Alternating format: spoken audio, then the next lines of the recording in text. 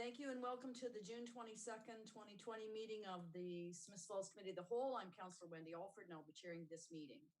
For those at the table and those watching, our procedure bylaw requires that each councillor speak twice on an issue and for up to 5 minutes, unless given leave by the chair to ask clarifying questions, and that no councillor shall speak more than once until all members have had an opportunity to speak to an issue. I'd also remind council to mute your devices so that we don't get any of the background noise. I'll now take attendance for the meeting. Mayor Pankow. Here. Councillor Allen. Here. Councillor Brennan is just a little bit late joining us. I'm sure he'll be here. Councillor Dwyer. Present. Councillor McGuire. Present. Councillor McKenna. Here. And CEO Morse, did you take the roll for the staff, please? I can, yes. So we have Jennifer Miller with us, Chief Cheeseborough, Janet Kuzil, Nadine Bennett, Art Manhire, Jason Barlow, Troy Dunlop, Carl Grenke, Carrie Costello, and myself. Thank you. Have we left anyone out? I think all the staff is here, senior staff. Councillor Brennan, we're just calling the roll and I see you now, so Nadine can put that in. There are a couple of amendments to the agenda tonight, just we're under threat of nasty weather. So we're going to move Mr. Grenke's to the Dinsmore Cole zoning amendment will now be A. The interim policy and process amendments for patios will be B. And we'll move committee appointments to C. Just in case we were to lose power, these are crucial ones, so we'll move them forward on the priority list. Any other changes to the agenda? Seeing none. There are no delegations this evening, and so may I have a motion to adopt June 1st and June 15th Committee of the Whole minutes? Moved by Councillor Dwyer, seconded by Councillor Allen. All in favor? Thank you. CEO Morris, are there directors' reports tonight? We have one this evening, and it's from Chief Cheeseborough. Thank you. Good evening, Chief. Please educate us. Good evening. Thank you, Madam Chair. So we had our municipal emergency control meeting last week, and there's been some slight changes since last week, and they've all been on the positive side. We've seen a very, very slight increase since last Thursday with regards to the numbers. So provincially, since last Thursday, there's been an increase of 893 cases, which is absolutely outstanding compared to what we've been faced with on a daily basis. The recovery rate has gone up substantially, and the death rate the numbers have come down with regards to the number of people that have passed away as a result of this. In our discussion last week, we had the health unit present as well as Dr. Paula Stewart, and they both indicated that the health unit is seeing very few active cases. The cases that they have are still in the long-term care homes, but most of the outbreaks have been resolved. So their focus at this present time is focusing on the reopening of the businesses and providing the inspections that are required, as well as the direction and protocols that need to be in place when these businesses do open and how they'll open. So they've taken a very active role in that, and they're going to be extremely busy given the number of businesses and places that they have to cover through Lanark, Leeds, Grenville. They're updating their website on a regular basis to make it easier for the businesses to access and review the policies and procedures, as well as the recommendations that both the province and the federal government are putting forward. As we indicated at the last Committee of the Whole, the essential services daycare is due to close on the 26th, with the normal daycare reopening on the 29th. St. Francis seems to be the most viable due to the space, but there's no confirmation from the school board at this time. Director Manhire will probably cover that in his update. I know that there has been discussions with the health unit with regards to the inspections that have been conducted and the ones that are still required to be conducted. So there is a bit of update that he'll be able to provide. The financial viability has been reduced due to the new protocols as well. So the emergency daycare, which was previously at no charge, the new daycare, they're going to have to take a look at what the cost is going to be, as well as the staffing requirement for that. And staffing, again, could be an issue. The capacity right now is at St. Francis is 34 and at Thurber is 29. The farmers market guidelines are available. We did have a discussion about the roadside stands. They are not covered under the guidelines. They are permitted to operate, but that is under the regular COVID-19 protocols with the physical distancing, the hand sanitizing. And again, the only concern that we had with the roadside was the number of vehicles stopping in any one particular spot if there's not ample parking for them to get off the road. But it will be up to the individuals running the stands. It'll be their responsibility to ensure that they don't have 10, 15, or 20 people all standing around in close proximity waiting to be served. One of the concerning items that was raised last week, and we brought up at our municipal control group, is Beijing and China have reported the starting of a second wave. They've indicated that there was 103 cases that were reported, and they continue to report additional cases each day.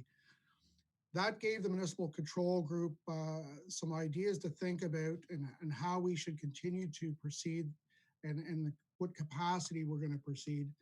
And it was discussed and determined that we should maintain our current course of action, proceed at a very slow, cautious rate. As indicated at the last meeting, the removing of the state of emergency provides us with no greater latitude with regards to businesses or any other functions. But what it does is it provides a level of consistency that both the general public and staff need, so that when we get to the point where we can open up facilities and open up buildings, we're going to be well prepared and well positioned. This is a critical time, and again, the province and the federal government have both indicated that as they're watching all the other countries around the world and where it started and how it's progressed, that we should maintain exactly the same process that we have been in. And it seems to be working. Again, our numbers and the statistics in this area in Lanark, Leeds, Grenville are representative of exactly the process that we've followed and how well it's working for us. The draft return work protocol was vetted through the Joint Health and Safety Committee. There was very few suggestions or changes, so it was an excellent document, and it will provide a good working document for staff if and when we do return to work and at what point we're going to return to work. We advise that we will be sending out an additional media release probably this week, by the end of the week, just advising people that the Canada Day fireworks celebrations will not be held this year. And there has been alternatives put in place, suggestions for people to decorate their houses and to recognize Canada Day. We're hoping somewhere down the road, and I don't want to give a specific date or certainly imply that we'll be doing the fireworks, but we're hopeful that at some point when we get to an area where we're going to reopen businesses and we're able to do that and have that gathering of more than 10, that fireworks will be coming forward this year. If not, there'll be twice as many next year. Police have indicated that there is very few cases that they're responding to COVID related, which again, as part of the information that we've put out to the public, and it's being reinforced by the police and by bylaws, as well as staff, is having a positive impact on what's going on. We did contact the churches about cooling stations, certainly this week with the high temperatures. Unfortunately, we have not heard back from the churches with regards to the abilities to have people come in as cooling stations, and if not, they have air conditioning within those facilities. So we're still continuing to work with them and contact them again this week to see if we can get some answers. Our personal protective clothing is stable at this point. We have ordered additional items, and we're hoping they'll come in this week to re-fortify our stock. Portable hand sanitizing stations as well as wall mount stations have been ordered. And again, we're waiting on those to arrive so that when we do get back to a half normal or partial normal operations, we'll have those in place for the general public as well as for the workers.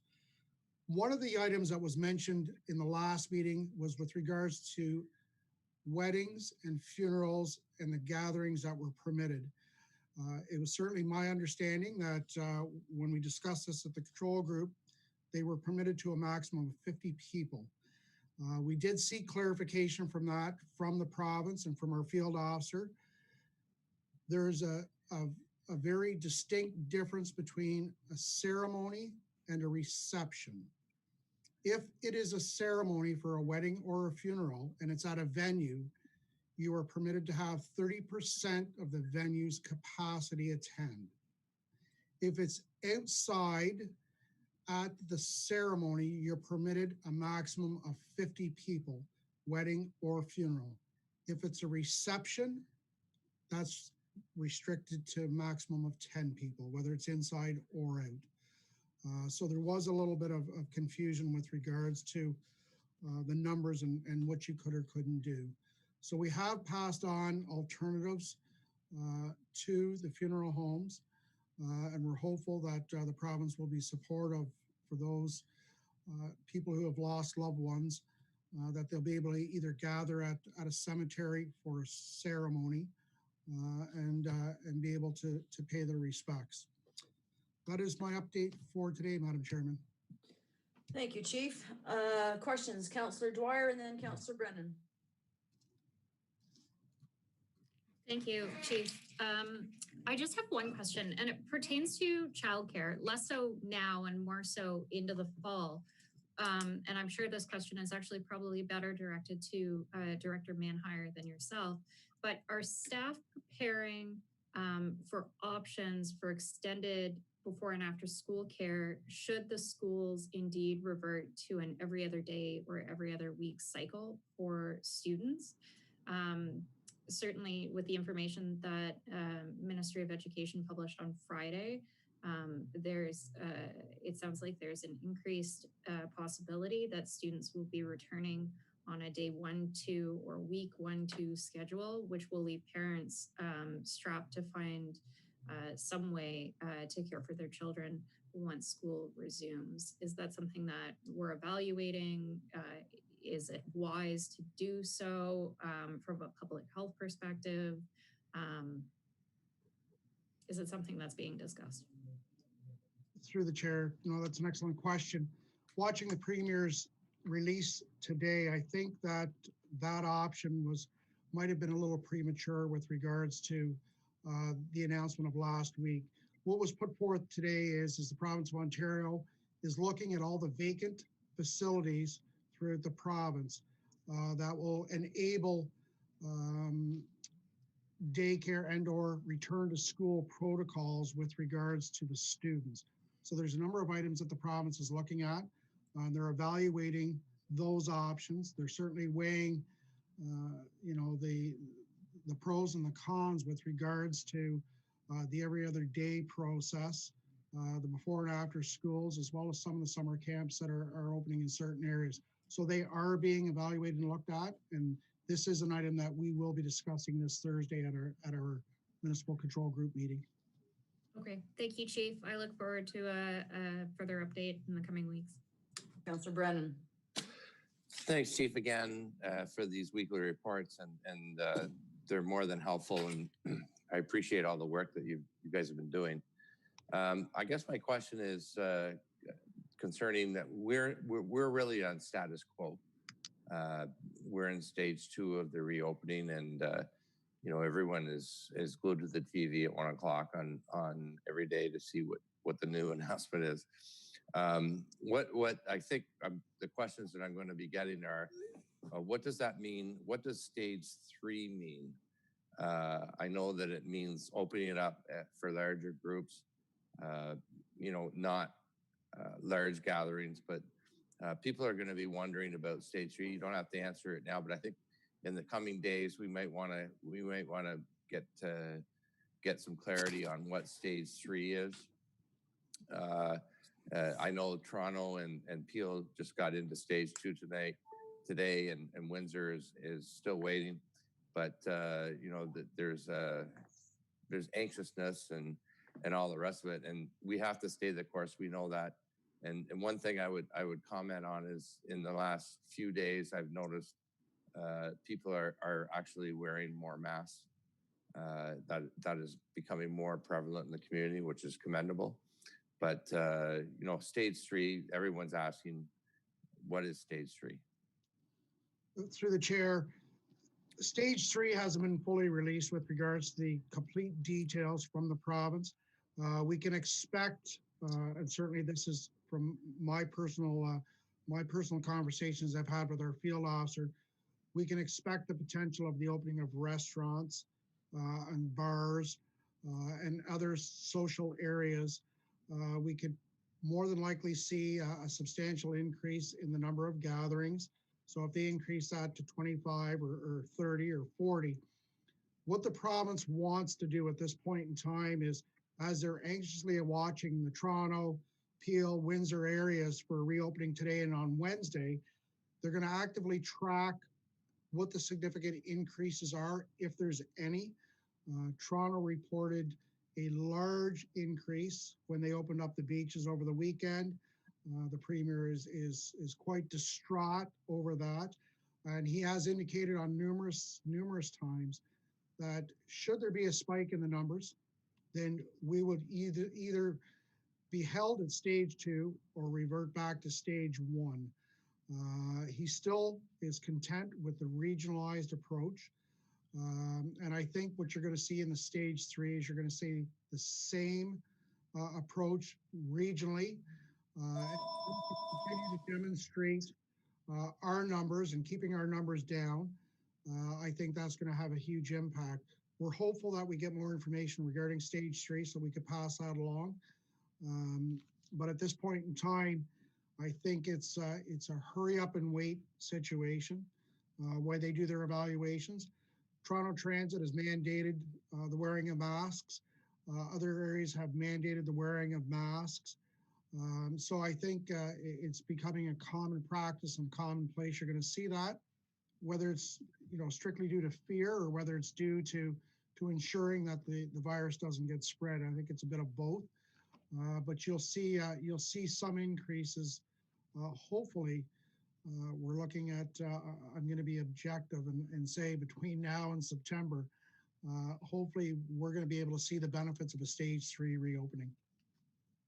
Thanks for that, Chief. And I mean, September, the wild card is the schools. So, there'll be some time after that to reevaluate, but now's the time to keep the pedal to the metal, as the Premier has said. Okay, is there any other questions, concerns to raise with Chief Chesebro? Yes, Councillor McGuire. Madam Chair, Chief Chesebro, do we know when we'll be able to return to the council chambers for meetings? If there's a phase associated, or what kind of indicators you guys are looking at? Well, that has been discussed, because I know it has been raised by other jurisdictions considering the meeting of face-to-face in council chambers. At this point in time, we haven't discussed that in detail. I know that there's a number of items that both CAO Morris and the clerk or the deputy clerk are looking at with regards to council meetings, as they are public meetings and they are open to the public. So if we were to host them back in the council chambers, how we would control the numbers and ensure that separation. But CAO and Morris would probably be the best person to answer that question. CAO Morris. Yeah, thank you, Madam Chair. So our ability to resume that type of activity will be dependent on our return to work policy that's under development right now. But until the restrictions are lifted on no more than 10 people, I think it would be premature to think that we could meet in person again. So, we're looking at, we don't have a date yet to reopen Town Hall. We're working on that now. We'd like to coordinate it with the completion of construction activity. So we'll keep council apprised of what that date is as it comes, but I could safely say it won't be in the month of July. Okay. If there, Councillor CAO Morris, did you want to finish your thought? Well, actually, I stand corrected that there is another director's report from Director. I had another question. Yeah, I'm getting to you. Councillor Brennan. Yeah, on the in-person meetings, I would, you know, I think we need to lead by example, and you know, it relates to my question to Chief Tiersborough. You know, at a minimum, we need to be at stage 3 and show people that we're concerned about what's going on. Okay, thank you. If there are no other questions, just a comment, and I think all of council joins me in expressing appropriate gratitude for the work that the chief and the emergency measures control group. It's been stressful, it's been confusing, it's been chaotic, and I know that all of council joins me in a big thank you to both the chief, Nadine Bennett, and the rest of the emergency control group.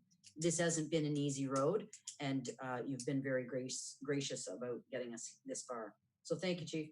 Thank you, Madam Chair.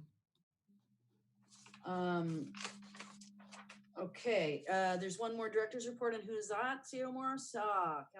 Director Costello. Sorry, just a very quick update. We did have a little technical glitch at the beginning of the meeting. We didn't have a video feed, but we did have an audio feed that lasted a couple minutes into Chief Cheeseborough's report, but it has since been rectified, and we're live on all 3 of our virtual meeting feeds. So I just wanted to give council that update. Thank you. Okay, so that's it, CEO Morris? Is that all them? Yes, that's it for today. Thank you. Thank you. There are no items under correspondence this evening, and there are no in-camera issues either. So we'll move to the meat and bones of the meeting, priority issues. And again, we changed the order around. So I would ask Senior Planner Carl Granke to speak to us on the Dinsmore Cole zoning amendment application. And there he is. Hello. Thank you, Madam Chair.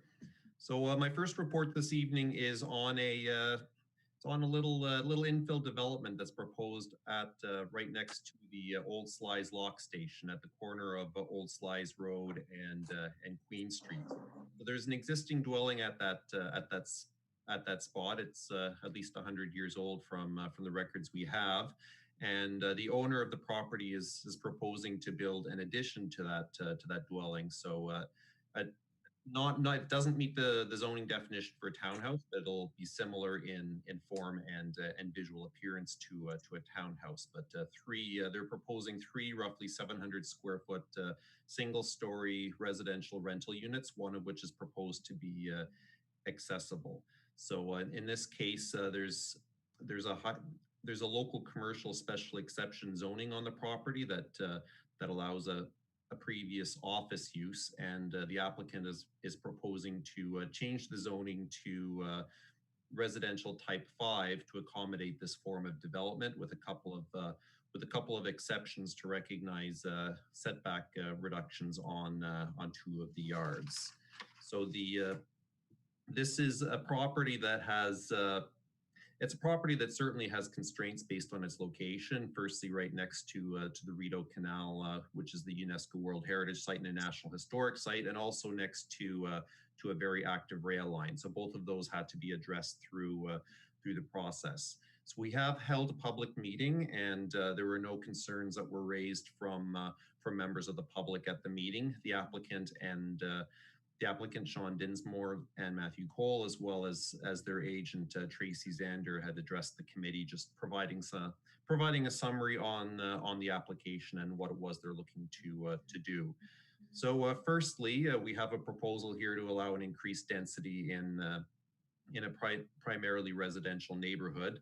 So the town's official plan designates the property as residential. The reality is we're at a bit of a crossroads here. There's certainly there is some allowance for low impact commercial uses within that designation, but ultimately a rezoning to accommodate exclusively residential development, especially at a higher density, can certainly be considered at this location. So we see a property here that's relatively large for a service lot, at least roughly 3 times the size of a lot that would accommodate a minimum roughly 3 times the minimum lot size for a single family dwelling. So we feel there is some room for residential density here. it is classified as medium density in this case, but given the size of the lot, it's not substantially out of character for the neighborhood in terms of scale and density. So the official plan, of course, supports higher order development along arterial and collector roads. And Queen Street is designated as an arterial road at this location. So broadly speaking, staff agree with the arguments advanced by their consultant planner that the proposal represents efficient infill development that would be consistent with preceding criteria of the official plan. So the cultural heritage context, of course, is very important to consider with respect to the canal proximity. It's naturally extremely important that that development respects that context and adds to it. And in this case, that's supported very strongly in our official plan. So the proponents have actually worked with Parks Canada right from the beginning on this process. Parks was invited to the initial pre-consultation stage, and the concept that's presented here is a product of a fair bit of back and forth between Parks staff and the proponents. So that's been so their involvement early on allows them to work with the developers on finding a solution that respects that local context. So Parks Canada and RVCA have provided a joint response supporting the principle of the zoning application. However, they have requested that the fulsome landscape plan be developed that will show a clear delineation of the property line and a visual barrier of vernacular vegetation that complements the existing character of the lock station. And they're working with Parks Canada, and well, the applicants are working with Parks Canada on the preparation of a statement of cultural resources impact assessment that will assess the impacts on cultural viewscapes and complementary landscape elements. So if council supports the principle of the use that's advanced here, then these details would be very important to address through the site plan process, and that would come back through the planning advisory committee to council at a later date. So in terms of site suitability, that's this application was evaluated by other municipal departments. Public Works doesn't have any concerns from an operational perspective. Certainly, there's servicing stormwater issues would be dealt with through site plan control. The other issue is naturally the proximity to the rail line. So as required by our official plan, vibration and noise investigations were undertaken, and they've concluded that there will be no vibration impact on the new addition. However, soundproofing measures, including air conditioning units and upgraded materials, would be required, and then these would be incorporated into a site plan control. So site plan control, of course, is that's the planning tool that follows zoning, and that administers the more detailed design elements of the proposal. So looking at certain things that are sort of beyond the scope of what we're looking at just through question of land use. And in this case, that's very important to address the cultural heritage elements of the proposal, as well as servicing to create a development that really does respect its very unique situation. So broadly speaking, we feel that this is a good proposal. I put a lot of credit for the applicants for the work that they've done, the consultations that they've undertaken, and what they've presented to us. And from a zoning perspective, in my opinion, this is something that does fit with our official plan and what we're looking to do. So my recommendation is that council approves the zoning amendment application. So I'll pause there and look for any discussion from council. Any questions or concerns from council? Councillor Dwyer, then Councillor McGuire. Sorry, I was having problems with my mute. Thanks, Carl, for the report. I don't have any problems or concerns with the proposal. I think it's a great example of infill on an arterial road, and it's nice to see that some of these larger properties are being intensified with new development in the area.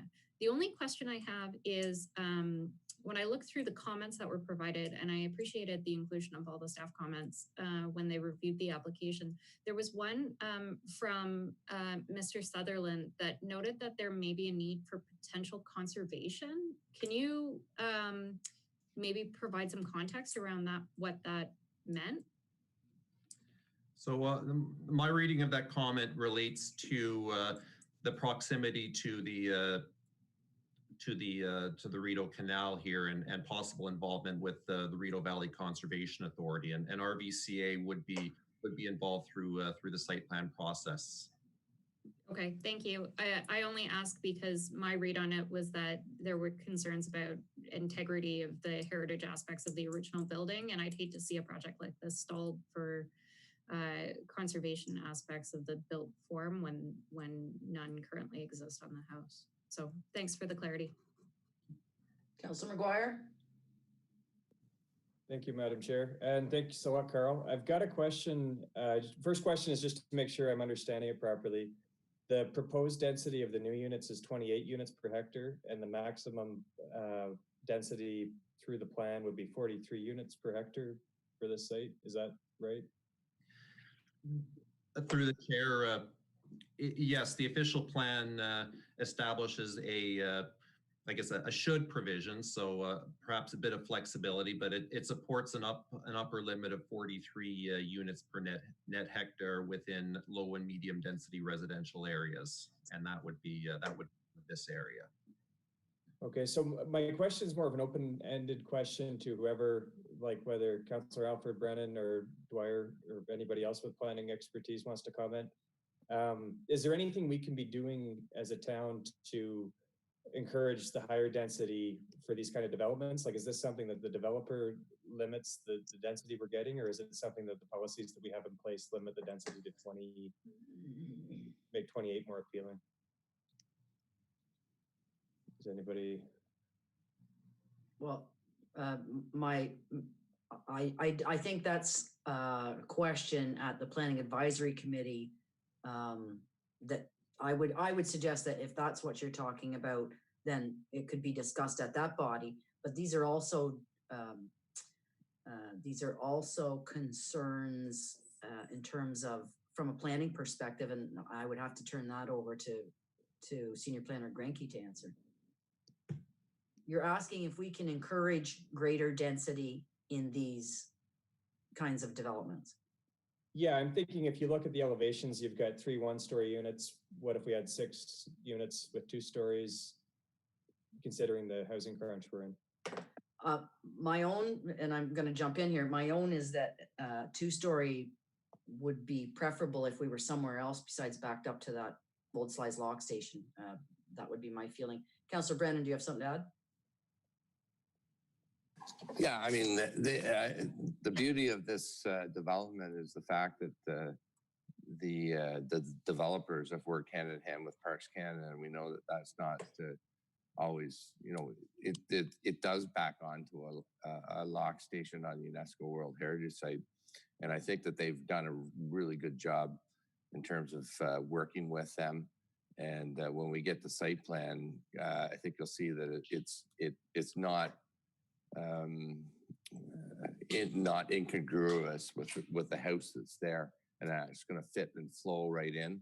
And remember that thoroughfare there on Queen Street is very, very busy. So I think what they were thinking is that, you know, 3 one-bedrooms, employees at Tweed can walk to work, and I think it's going to look good. And you know, I congratulate them on.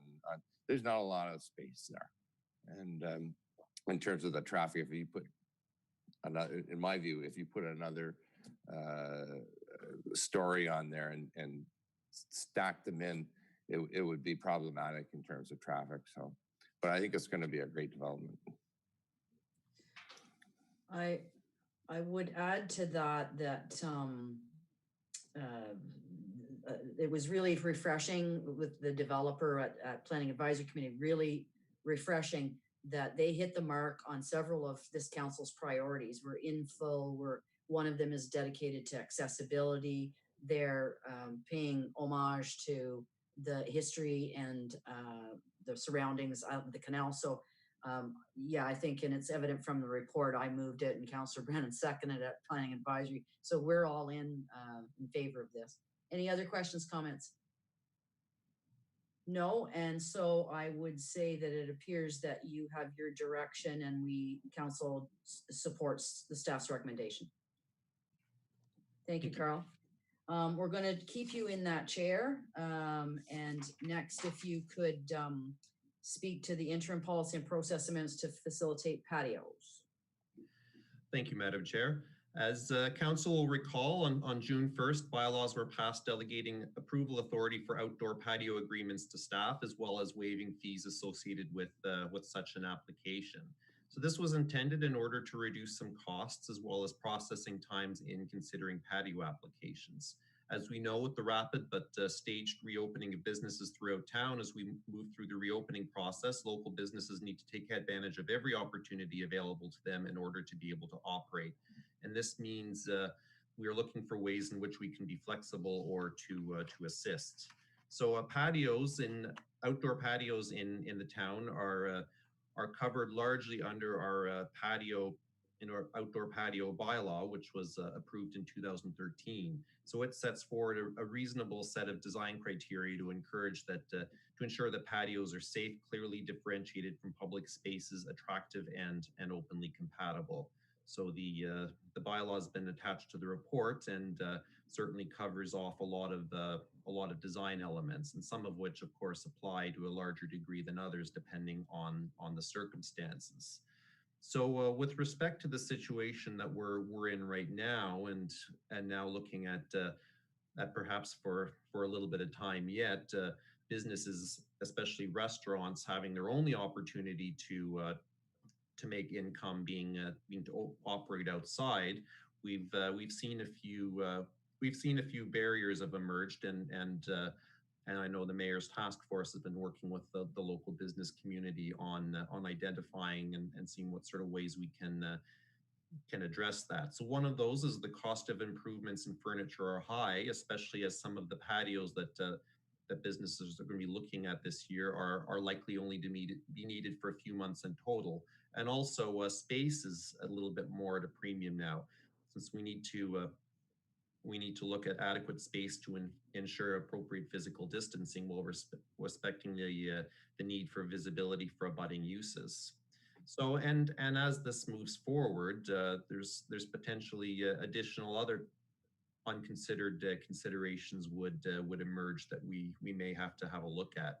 So I think the provisions in the bylaw, and they're in place for a good reason. So as such, the bar for relief should be set high. However, the unique circumstances that we're looking at, I think, have triggered a little bit of discussion around our end about where there can be some room for flexibility. So we're not recommending that we amend the provisions of the bylaw. However, we recommend that council considers delegating authority to staff to approve requested variances to the design section of the bylaw. So any decisions on granting variances would continue to be guided and informed by consultations with other municipal departments. So the process that we would follow right now, if there was a request for an amendment, even if approval authority on the bylaw has been delegated to staff, if there is a request for an amendment, we would still need to take that to council, and that reporting process would take a couple of weeks, and I understand that those couple of weeks are very important for our businesses. So we're also proposing the council allow and delegate to staff the authority to approve proposals to occupy parking spaces for patios. So the design, location, and administrative protocols described in the patio bylaw would be largely applicable to patios constructed on parking spaces. However, we're proposing that the delegation be accompanied by additional provisions that have been outlined in consultation with the Public Works Department, which includes a limit on the number of parking spaces on a block to be used in order to maintain supply on the street, and certain design restrictions, essentially to ensure the adequate separation between the patio and cars that are driving by. So for private patios and private lands, the bylaw still applies, but in a different way. the bylaw stipulates that any private patio over 90 square meters, or about 970 square feet, is subject to a site plan approval process whereby the town enters into a binding agreement or amends an existing agreement to establish the terms and provisions of the patio. And that would be primarily guided by the design criteria outlined in Section 4 of the bylaw. Naturally, not every provision of the bylaw would apply to every private patio, but this gives us the opportunity to negotiate an individualized patio approval for a large patio. The bylaw does not prescribe an approval process or steps to regulate or approve a private patio under 90 square meters. However, a reading of the bylaw still applies the design provisions of the bylaw to these smaller patios. In these cases, we simply ask that the proponent provide us a concept and we work with them if there are any issues related to design, especially with respect to access and circulation. So the safety stuff that we really need to that we'll be continuing to work on that. However, for instance, there's no requirement for an application or no requirement for insurance naming the town in these instances. So also applicable to private patios is parking. And we expect the private patios would quite often occupy parking spaces, and this may impact zoning, given that the zoning bylaw requires parking for every use depending on a number of factors, including the use, the size of an operation, and seating capacity. So the zoning bylaw also allows the town to reduce or waive non-residential parking requirements, provided that the owner enters into an agreement that's authorized under Section 40 of the Planning Act. And that section authorizes us to collect cash in lieu of parking, which is placed into a reserve intended to fund parking improvements. So our fee bylaw currently sets the rate at $750 per space, and the parking study will look at potentially a different number, but that's what we have now. And planning and public works staff review applications and bring them to council seeking direction on authorizing a cash in lieu agreement. So the staff recommendation in this case is that council waives the fees for cash in lieu of parking in 2020, where the lesser of 4 parking spaces or 25% of the total number of spaces in a parking lot are occupied by a commercial patio, subject to the provisions of the patio be temporary in nature and the approvals obtained from the property owner. And we're requesting delegated authority to execute a 1-year 2020 cash in lieu of parking agreement. So this would essentially grant relief for the costs of that for this year at a limited number. So an entire parking lot would not be used up. There's still a need for that. And of course, this is would be just a this year thing. Business owners looking to reestablish their patios in future years may apply and be subject to the normal provisions and fees. So the intent of all of this is not to introduce a new suite of regulations or barriers, but is to remove some that are in place and establish provisions for things like parking space patios, and also caring for the previous direction we've seen that seeks to reduce administrative costs on businesses wherever we can. So there are provisions for public patios that are important, relating to insurance to manage liability and the necessity of maintaining safe access for pedestrians and motorists. So the provisions that are being recommended here were assembled quickly. There's no doubt about that. However, that is what we've been asked to do, and also what is warranted by the situation and the rapidly evolving framework regarding business reopening. So the conversation and report was spurred by a difficult circumstance, but ultimately compatible and safe outdoor commerce and patios were desirable before the pandemic, and they're going to be desirable afterwards as well. So this also gives us an opportunity to have a closer look at parking spaces, patios, and maybe some of the procedural aspects of the process. So the resolution that's attached to the report only proposes interim measures for 2020, but if they work, and we feel they're good for the town after several months, then that could provide an opening for us to have a conversation later on about more permanent policy adjustments as things go back to normal. So I'll pause there and look for council's direction on the proposed resolution. Questions for Senior Planner Granke, Councillor McGuire, then Councillor Allen. Thank you, Madam Chair. I had a question on the 1.2 meter wheel stop buffer at each of the parallel space. What does that look like? What does that mean? Through the chair, that would be That would be essentially a setback from either end of the occupied parking space, and that gives a little bit of flexibility for a car that's in a parallel space before that or after that, just to maneuver in and out. Okay, so I guess the follow-up to that is, do we know, like, how big are these parking spaces to begin with? Because if we're taking 2.4 meters off each end and you've only got one space to work with, is there going to be anywhere to have the patio? I would defer more specific details to Director Dunlop on the parking space dimensions, but I understand most of them are in the range of roughly 6 meters. So that doesn't give us a huge parking space or a huge patio area. Do you want, if Director Dunlop is on, he can provide more insight, Councillor McGuire? Do you wish more insight, Councillor McGuire? Should we get Director Dunlop on here? The Bowie spot's what comes to mind. They've got a whole parking spot taken up right now with this patio.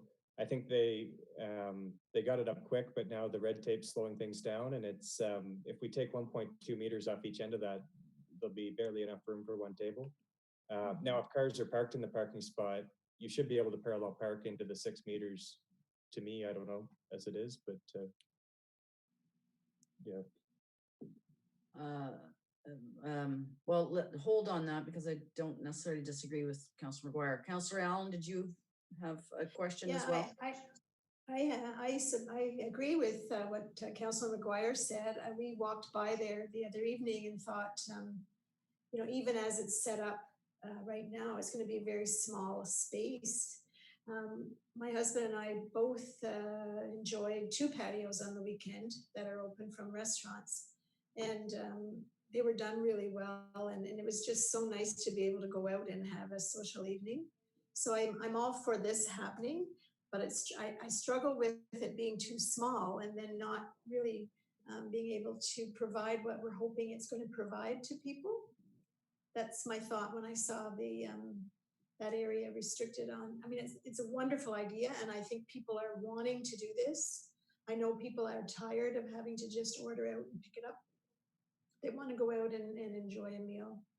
But I agree. I think we should try and maybe make an exception so that we've got patios that are actually going to accommodate social distancing. Councillor Dwyer. Thank you. Thanks, Carl. It's a thorough report as always, but I mean, my sense is that we're over engineering something here.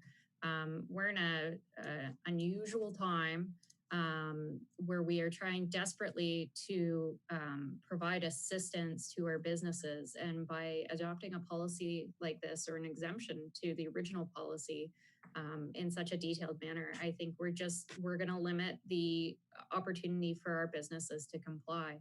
I think there's other ways that this can be done, but I think really what's best is that we move forward as quickly as possible.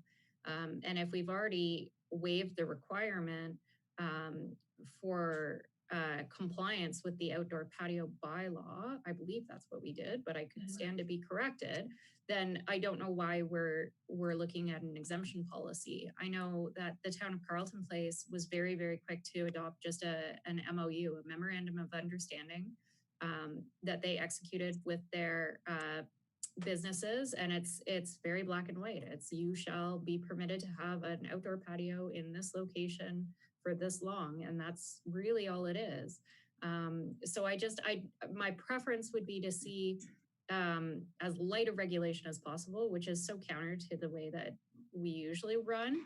But I think in this case, really the public interest is to ensure that our businesses can quickly and easily adapt to creating outdoor dining spaces, and the policy that's been presented tonight does not do that.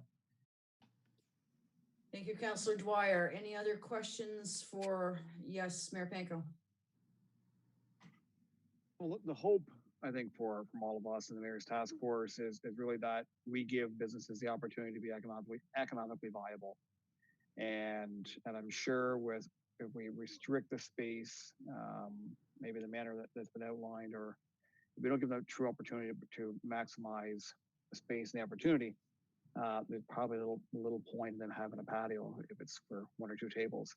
I mean, I like some of the provisions of what's being proposed. I question why we would limit to 2 parking spaces per block. I understand the need for parking, but again, if we're going to provide maximum opportunity for businesses that want to take advantage of this, it's not like we're going to have 6 patios on each block. And I'm wondering, Carl, is there an opportunity to utilize part of a sidewalk and a parking space in order to make the patio a bit wider? I've seen that in some places, as long as obviously there is sufficient space for people to continue to use the sidewalk or sidewalk which extends out into the parking space. And I guess finally, a final question or comment. The health unit obviously has a role to play in what is appropriate and what isn't appropriate when it comes to the proper physical distancing and the proper space and the number of tables that would be permitted. Is that they provided guidance or will we simply be referring people to the health unit for any insight they would need from there? Yes, Carl, go ahead. So the intent of the framework that's being proposed to respond to the mayor's question is not to limit the ability of a hybrid parking space or a hybrid patio that uses a parking space as well as a portion of a sidewalk, maintaining the 1.5 meters. So certainly I think that would be a great idea, and I would support that where we can. So I think my understanding is on June 1st, we gave staff delegated authority to approve a sidewalk application according to the bylaw and also to waive the fees. However, the approval on June 1st did not give any authority to approve variances to that bylaw. So that's why we're coming back with the report here, looking to essentially have that delegated to staff as well. So simply giving us the authority to approve any variances to hopefully speed up the process of approving these. We would still run it through the appropriate departments to make sure there's no issues from our end. But that was the impetus for why we're proposing what we're proposing, and certainly we can definitely look at a different approach. We all want the same thing, which is to make it as easy as possible for our businesses to come back. To respond to the mayor's second question, in this case, we'd be looking for them for applicants to work directly with the health unit in terms of the social distancing requirements. Councillor McGuire, and then we'll come back to Mayor Panko. Thank you, Madam Chair. I've got 2 other questions with the recommendations. The first is one of the bullet points says platforms attractive and built to code. Does this mean that the applicants will have to go through the building permit process in order before they get their occupancy approval? Yes, Mr. Grinke. If they need a permit, then that would be. I don't believe they would need a permit in every instance, but if they did, then that requirement has not been proposed to be waived. Okay. Thank you, Mayor Panko. Oh, sorry, Chris, go ahead. So yeah, I think that's something we need to look at, because the time that could add to the process. I think everybody knows somebody in town that's building something without a permit right now because of how onerous that can be. And if we're throwing that red tape along with this, it makes me a little nervous of how effective it's going to be. The last thing is under the staff recommendations, that council waives the fees for cash in lieu of parking in 2020, where the lesser of 4 parking spaces or 25% of the total number of spaces in a parking lot are occupied by a commercial patio subject to the following provisions. I'm wondering what the advantage is to putting that limit on the waiving the cash in lieu of parking. I think as much as we're in a crisis, there's a huge opportunity here to try something new, and this limits what we can do with it. Yes, Carl, go ahead. The proposal was simply to to establish or maintain a requirement for some parking. So certainly we can remove or alter that that upper limit if council would prefer to follow that approach. Thanks, Carl. My preference would be to remove the upper limit. I think the business owner themselves are the best one to determine how much parking they need during these times. And so I would support getting rid of that section of the recommendation. Thank you. Mayor Panko?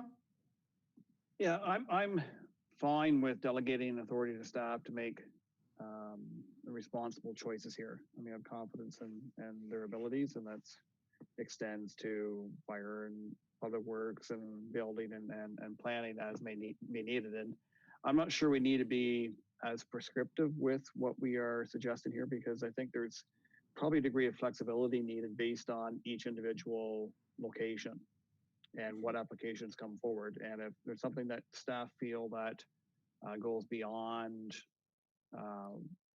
I believe council approval should be needed for something that can come back to council. But so I'm looking more towards what we can do to enable things to happen, understanding staff are perfectly capable of looking after this.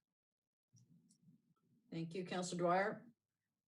Thank you. I just had a follow-up question to the dialogue that Councillor McGuire was leading there. I'm like Councillor McGuire, I don't see the point in placing a limit on cash in lieu of parking right now, especially for temporary uses. I think that's silly. And most zoning bylaws have provisions that provide for allowances for temporary uses, similarly to a garden center. If a garden center goes in and erects a temporary use over parking spaces, we're not asking them for cash in lieu of parking. That's crazy. So I'd be supportive of raising that limit. The one piece that I did want to clarify, and Madam Chair, I'm not sure if Mr. Grenke can answer this or not, but I believe there's probably somebody on the call who can. But it's my understanding that two businesses were told that their patios that they had spent the time to erect were in violation and were asked to remove them immediately, or else the municipality would do that for them. That seems so contrary to all of the direction that council has given to date. And I just wonder whether or not those issues have been resolved. And really, I want to confirm that staff is on board with the amendment that council has already waived for some of these policies, and that we're doing everything that we can to support our businesses, because the information that I'm getting from businesses on the street is that that's not the case at all. Okay, can we park that one for a moment, please? Because that is we're speaking right now of trying to hammer something out for this evening to get this going as quickly as possible. So we'll park your question as to what happened to who and why or when, just for a few moments till we see if we can nail this down. Yeah, so long as there's an answer tonight. Yeah, I'd appreciate that. I think it's important to know. Here. Yeah, I agree with you. I just want to stay on the path and get this one and see if we can nail this first. Councillor Brennan? Yeah, thanks. And you know, it's a lengthy and well thought out report, Carl, and thanks for that. And I like your comment that we all want the same thing, right? We all want to help people survive and deal with what they have to deal with in stage 2. So 2 words, red tape. We need to make sure that the businesses can do what they need to do to keep going, because I'm looking at restaurants in Ottawa and Brockville that have been in business for 40 years that are not going to reopen.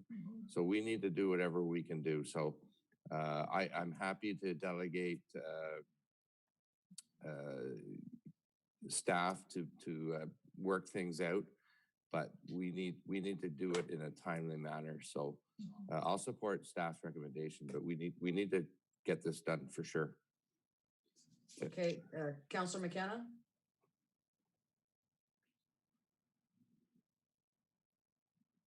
Thank you, Madam Chair. I think the report is a step in the right direction for sure. I do have, you know, it will be very difficult next year to come back as things ease up and to reimpose tighter restrictions. So I do caution us not to just have a free-for-all. One of the reasons why I want to make sure that some of these structures, a wind comes up, it's going to blow down on somebody's table. I need to know that the public are protected, and that's some of the rules. So it's not, red tape can be very healthy for people. It can keep you alive in a windstorm. It's to find this balance, and I think we're heading in that direction.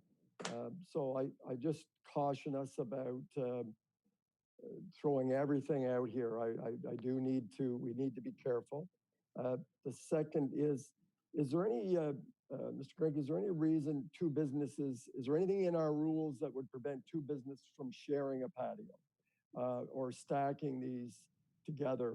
Is that allowed? And or is there anything that would, I just want to make sure there isn't anything in the way of stopping something like that. Thank you. You have a question to answer for Councillor McKenna, Mr. Grinke? Yes, great, excellent suggestion.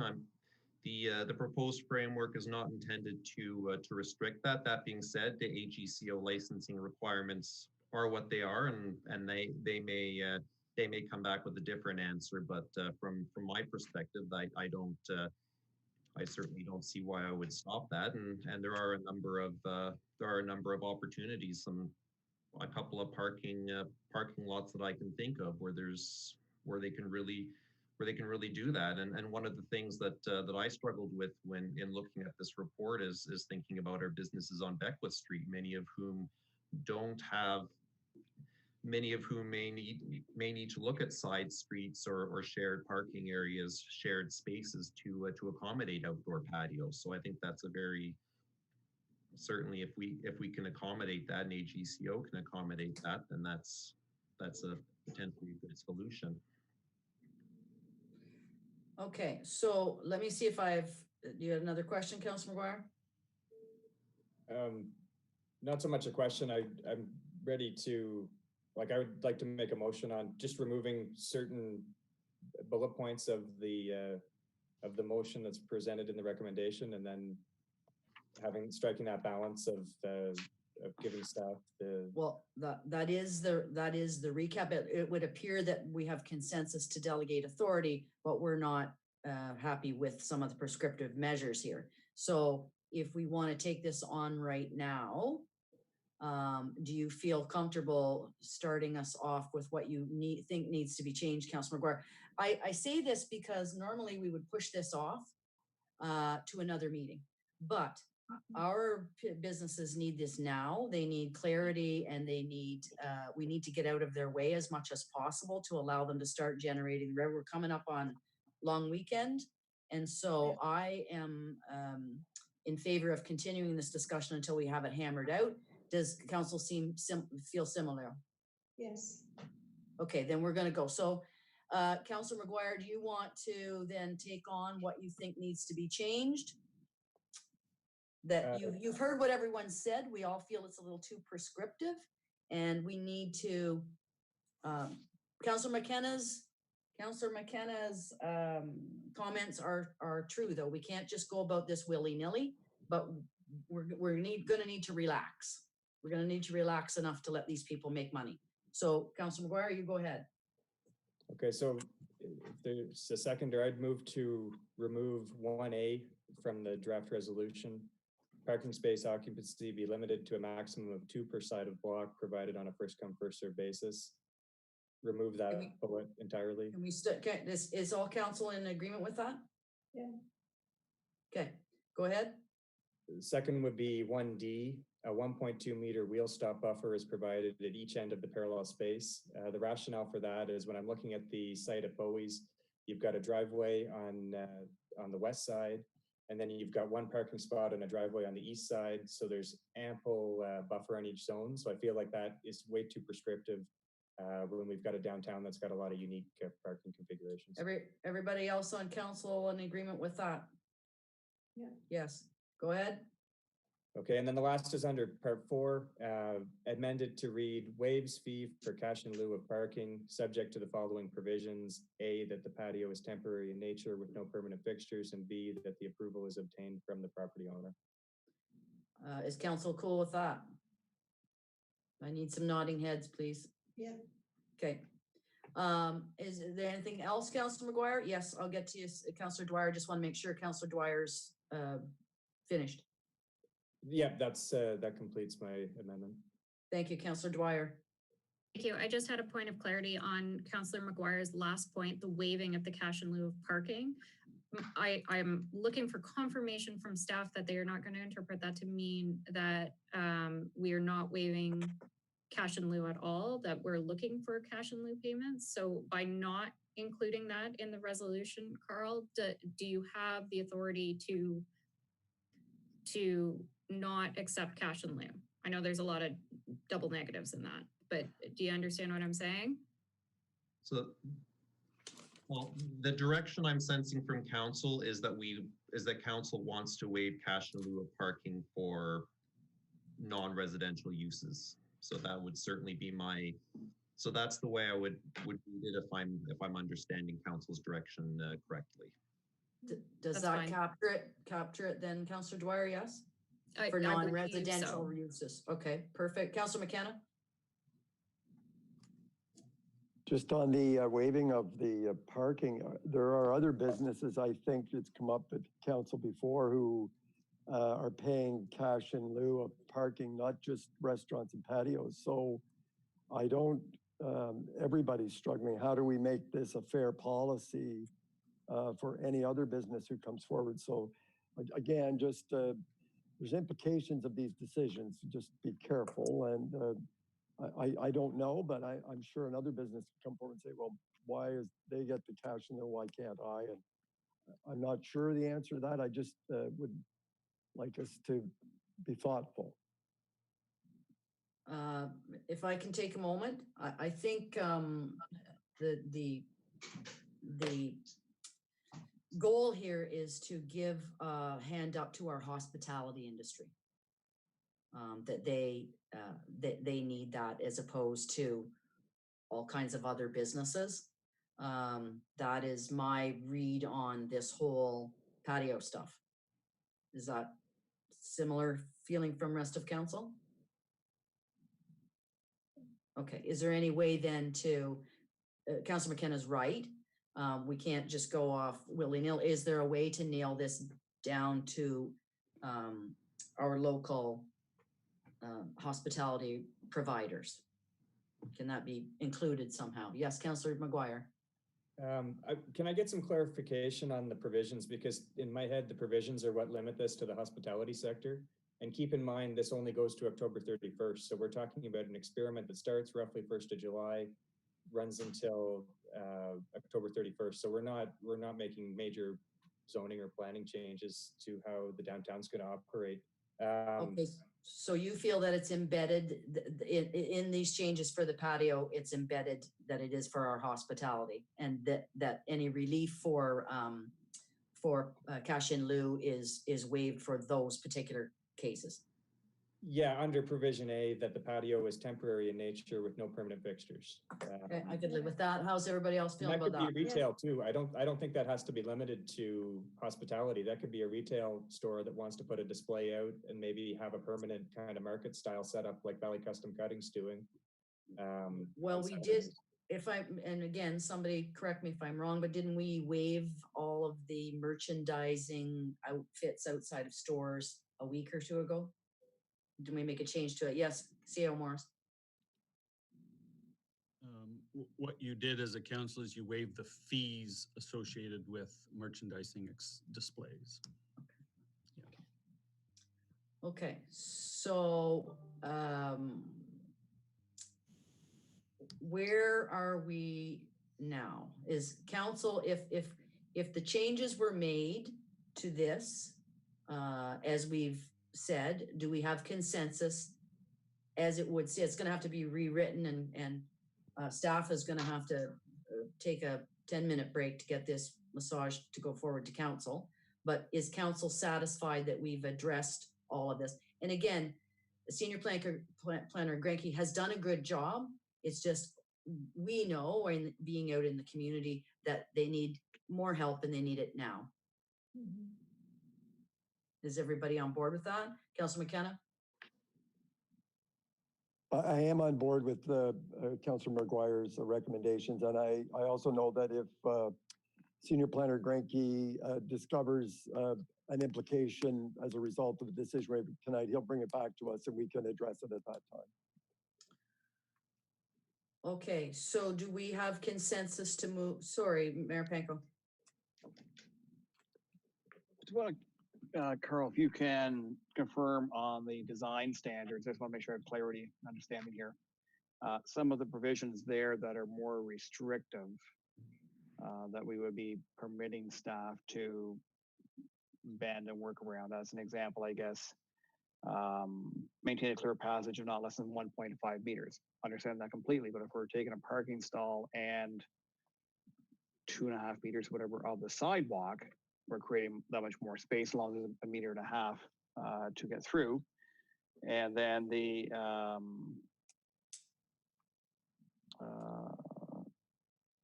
patios shall not encroach upon the frontage of neighboring establishments. So as an example, if a business had agreement from their neighbor to utilize the parking stall or some space in front of their establishment, then we would be able to, again, bend the rules around that. But there has to obviously be concurrence from the neighboring business. So just a couple thoughts there. Are we providing you with some flexibility to manage through those unique situations? Senior Planner Granke. Yes, absolutely, and that's and it's some of those conversations that has spurred this discussion. So, for instance, with the encroaching, one patio in our downtown is proposed to go slightly in front of an abutting business. So that doesn't meet the provisions of the patio bylaw. So under the ordinary proposal, under the ordinary process, we would come back to council through the proper timelines to seek council's direction on that. So by delegating authority to staff to, I guess, consider exceptions to that, then simply from our perspective, as staff, we would look for concurrence from the affected property owner to confirm that they don't have an issue with that, and then we would essentially approve it based on that. And unless, okay.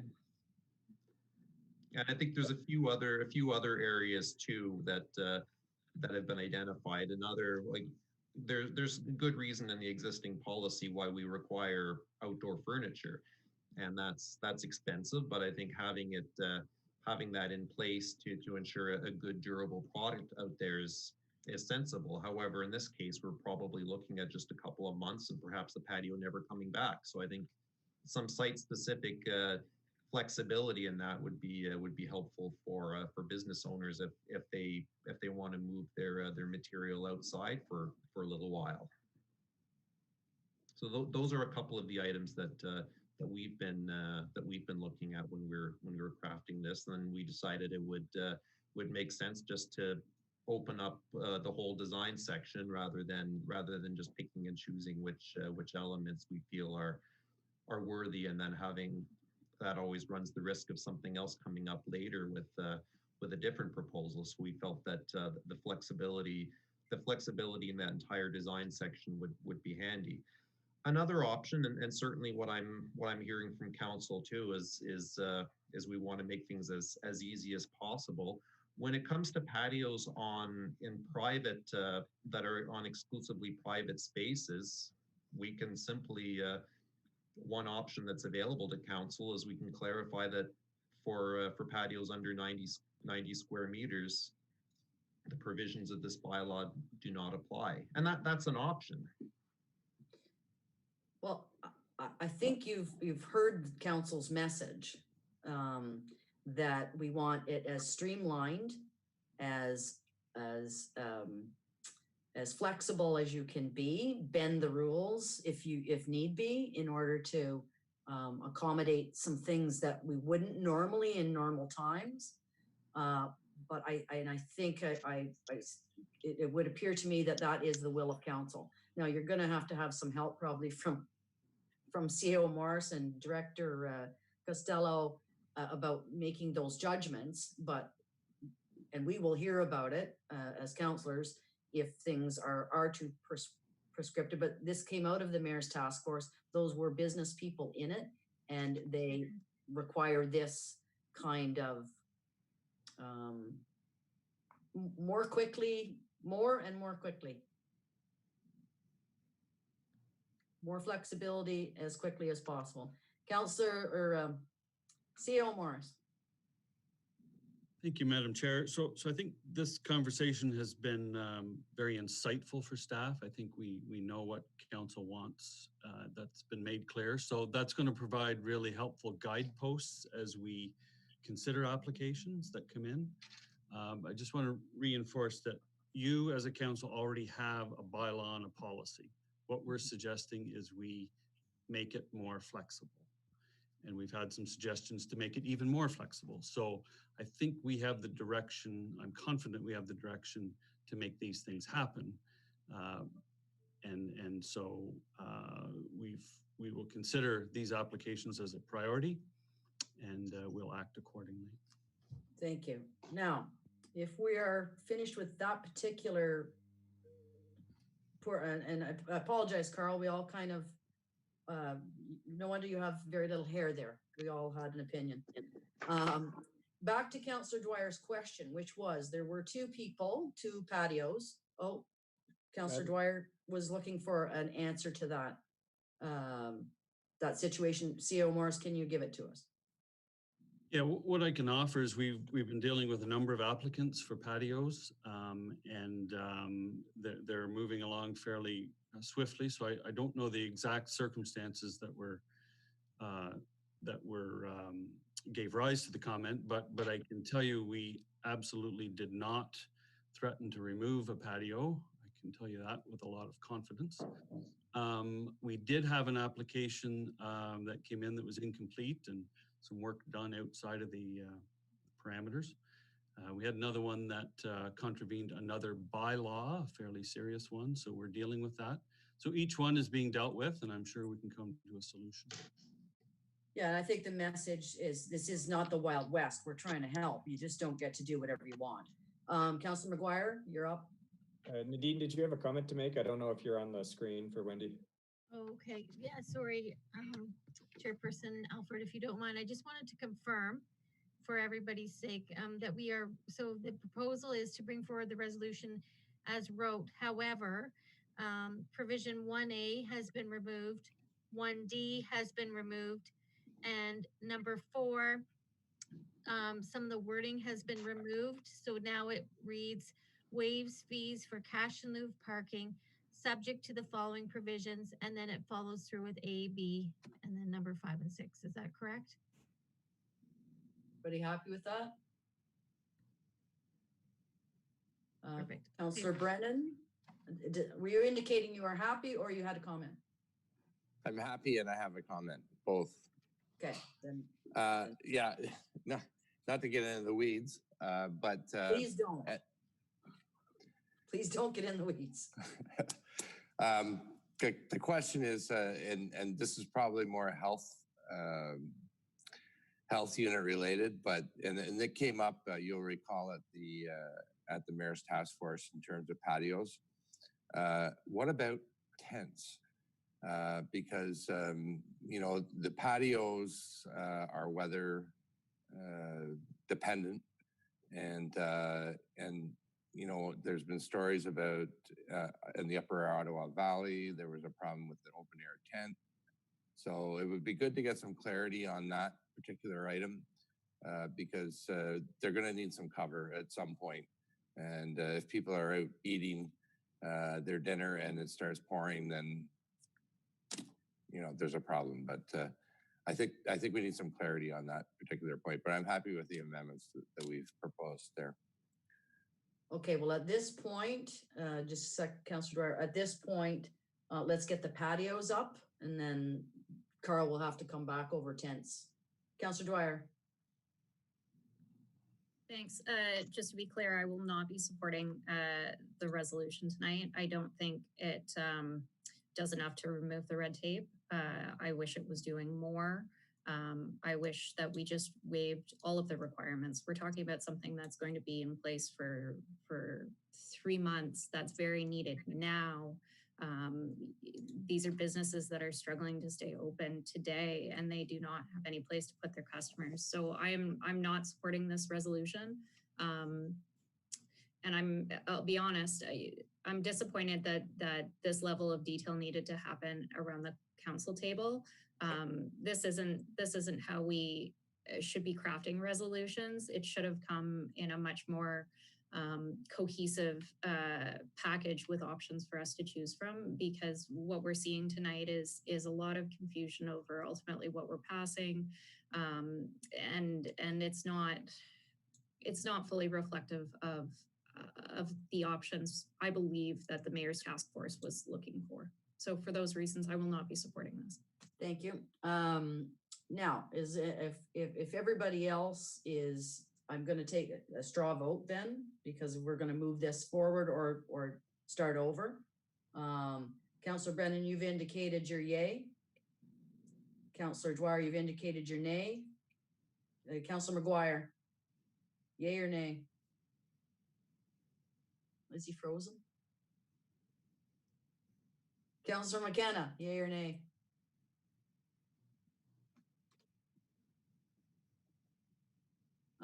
Councillor Allen, yay or nay? Yay. Mayor Panko, yay? Councillor Dwyer is still not with us. Councillor Dwyer is here. Or sorry, Councillor McGuire. Okay, and the chair would go yay as well. Again, we are, as a council, placing our faith in the professionalism and the awareness of our staff of what our businesses are faced with. So you have a vote of confidence from this council so far. So that moves forward to council then, Nadine, or Deputy Clerk Bennett. Thank you. Councillor McGuire is logging back in. Okay, then I'd like to wait for him because he started the ball rolling before we just make sure.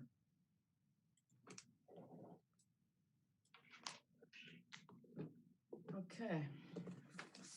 Come on, Councillor McGuire. If IT is listening, if you could, oh, there he's coming in now. Okay.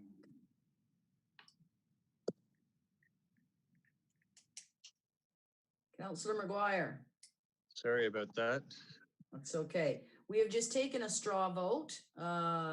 Councillor Dwyer will not support this as changed. Everyone else in the straw vote will support it as changed, and it will move forward to council tonight. Are you a yay or nay on moving forward to council as we changed it? I'm a yay, thanks. Thank you. Okay, Carl, you have your direction. Thank you. Thank you. Okay, so we are going back to Director Costello. I believe you have committee appointments. I do, thank you. Happy to report we've had interest in numerous of our town boards and committees, bringing forward some names this evening for council approval for a resolution of appointment later this evening at council. We've had an application from Ted Outerbridge for the Municipal Heritage Committee. We've had an application for the Airport Commission by Matt Krotke, the Library Board from David Thomas, and the Accessibility Committee. We've had applications from Kevin McCormick, Lucy Bingley, and Christine Cutler. They would all be the three citizen representatives with disabilities, as well as Marshall Hogan, Daniel Andres, Katie Hoffman, and we still are in need of a council rep for that advisory board. And so if council wishes to make that decision tonight, we can have a resolution appointing all of these people to the various boards this evening. Okay, so is there a volunteer from council to sit on the accessibility committee?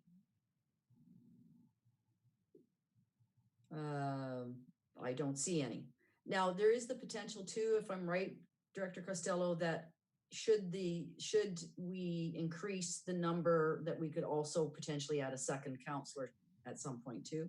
You are Okay. correct. So it was worded that it's a minimum of 5 members. Majority have to be those citizens with disabilities. So at this point, we can only have 1 council member. And if Councillor Allen, I saw your hand up. Yeah, I've been following this. I'm very interested in it throughout my career. Accessibility has been something that I've had to help people with challenge and create accessible classrooms and so forth. So I'm happy to be part, but I was under the impression that perhaps Councillor McGuire wanted to put his name forward. And there can only be 1, I believe, right? Councillor McGuire, did you wish to I speak don't to that? see him now. I don't have. You can hear us, I think. Councillor McGuire? Sorry, Chairperson Alford, Councillor McGuire's logging back in again, so it might be a second here. Okay. So Councillor Allen is agreeable to it, and we'll wait and see what Councillor McGuire, how Councillor McGuire's feeling about it. I believe he's back in now, actually. Councillor McGuire? Zoom, it's wonderful, isn't it? Councillor McGuire? Yes, Madam Okay. Chair. Quickly before you go anywhere, Councillor Allen has expressed interest in sitting on the accessibility committee, but she was concerned that perhaps you would want to as well. We only have room for 1 right at this given time. So did you wish to be the council appointee, or will you step aside for Councillor Allen? I would second Councillor Allen's nomination. Okay, then we have a willing volunteer for this accessibility committee. I do want to acknowledge that Councillor McGuire has actually practically since day 1 been pushing and fighting for this about terms of reference and getting support for it in the community. So I know all of us care about this, but I did want to acknowledge Councillor McGuire's work on behalf of this particular committee. Thank you. Okay, so moving along then to the water systems non-revenue reduction strategy report, and we have with us someone we haven't seen in a while. Councillor McGuire, did you have something? Yeah, sorry, just before we move on, I think the credit really goes to Lucy Bingley for drafting up in terms of reference and being honest to make sure this moves forward since the presentations last fall. So big thank you to a grassroots initiative. Very much so. Lucy is one of all of our heroes, I think. But I know you helped her, so you get kudos from council. Okay, so we have not seen the manager of water, wastewater, Jason Barlow, in some time, so we'll ask that he join us to give us all the ins and outs of how we reduce our water. Thank you, Madam Chairperson, members of council. Report 2020-070 is brought to you to discuss the water systems non-revenue water reduction strategy, which we said we would come up with through the service sustainability reviews, both for water treatment and water distribution. The purpose of the report is to provide council with a non-revenue water strategy as recommended in the reviews, as well as to provide a report for council that they can utilize for future initiatives and requests for capital and operational resources to engage in the reduction of non-revenue water. With analysis and options, the report summarizes all the different areas where we can account for non-revenue water and gives the municipality a better idea of where this water is coming from and to be able to account for it on a day-to-day basis so that we can better record that value to give us a better number on an annual basis when we do report these values to council and to the stakeholders for the water that's used in the system. If we come to the conclusions of the the report, we got to look at possibly purchasing some correlation equipment for our own leak detection within the municipality, so we can use it more frequently and immediately when areas of concern are located. And we have to include monies for this in the 2021 capital budget. Also, we need to proceed with an active leak detection program and prioritize the reduction of non-revenue water. We also would like to establish a capital plan for the upgrades of residential and commercial water meters to the new radio frequency technologies to benefit the non-revenue water program through increased accuracy and the leak detection abilities of some of these meters. We'd like to create an inventory of private water systems, that's sprinkler systems and private hydrants, so we can better account for the water that they do use to test and ensure that their systems are running in accordance with the required regulations through the fire department. And we'd also like to better implement a procedure for town accounts and locations so we can better approximate some of the values and volumes of water that we use in our system on a daily basis for new construction, water main repairs, and other different things to do with complaints and dealing with flushing of water mains.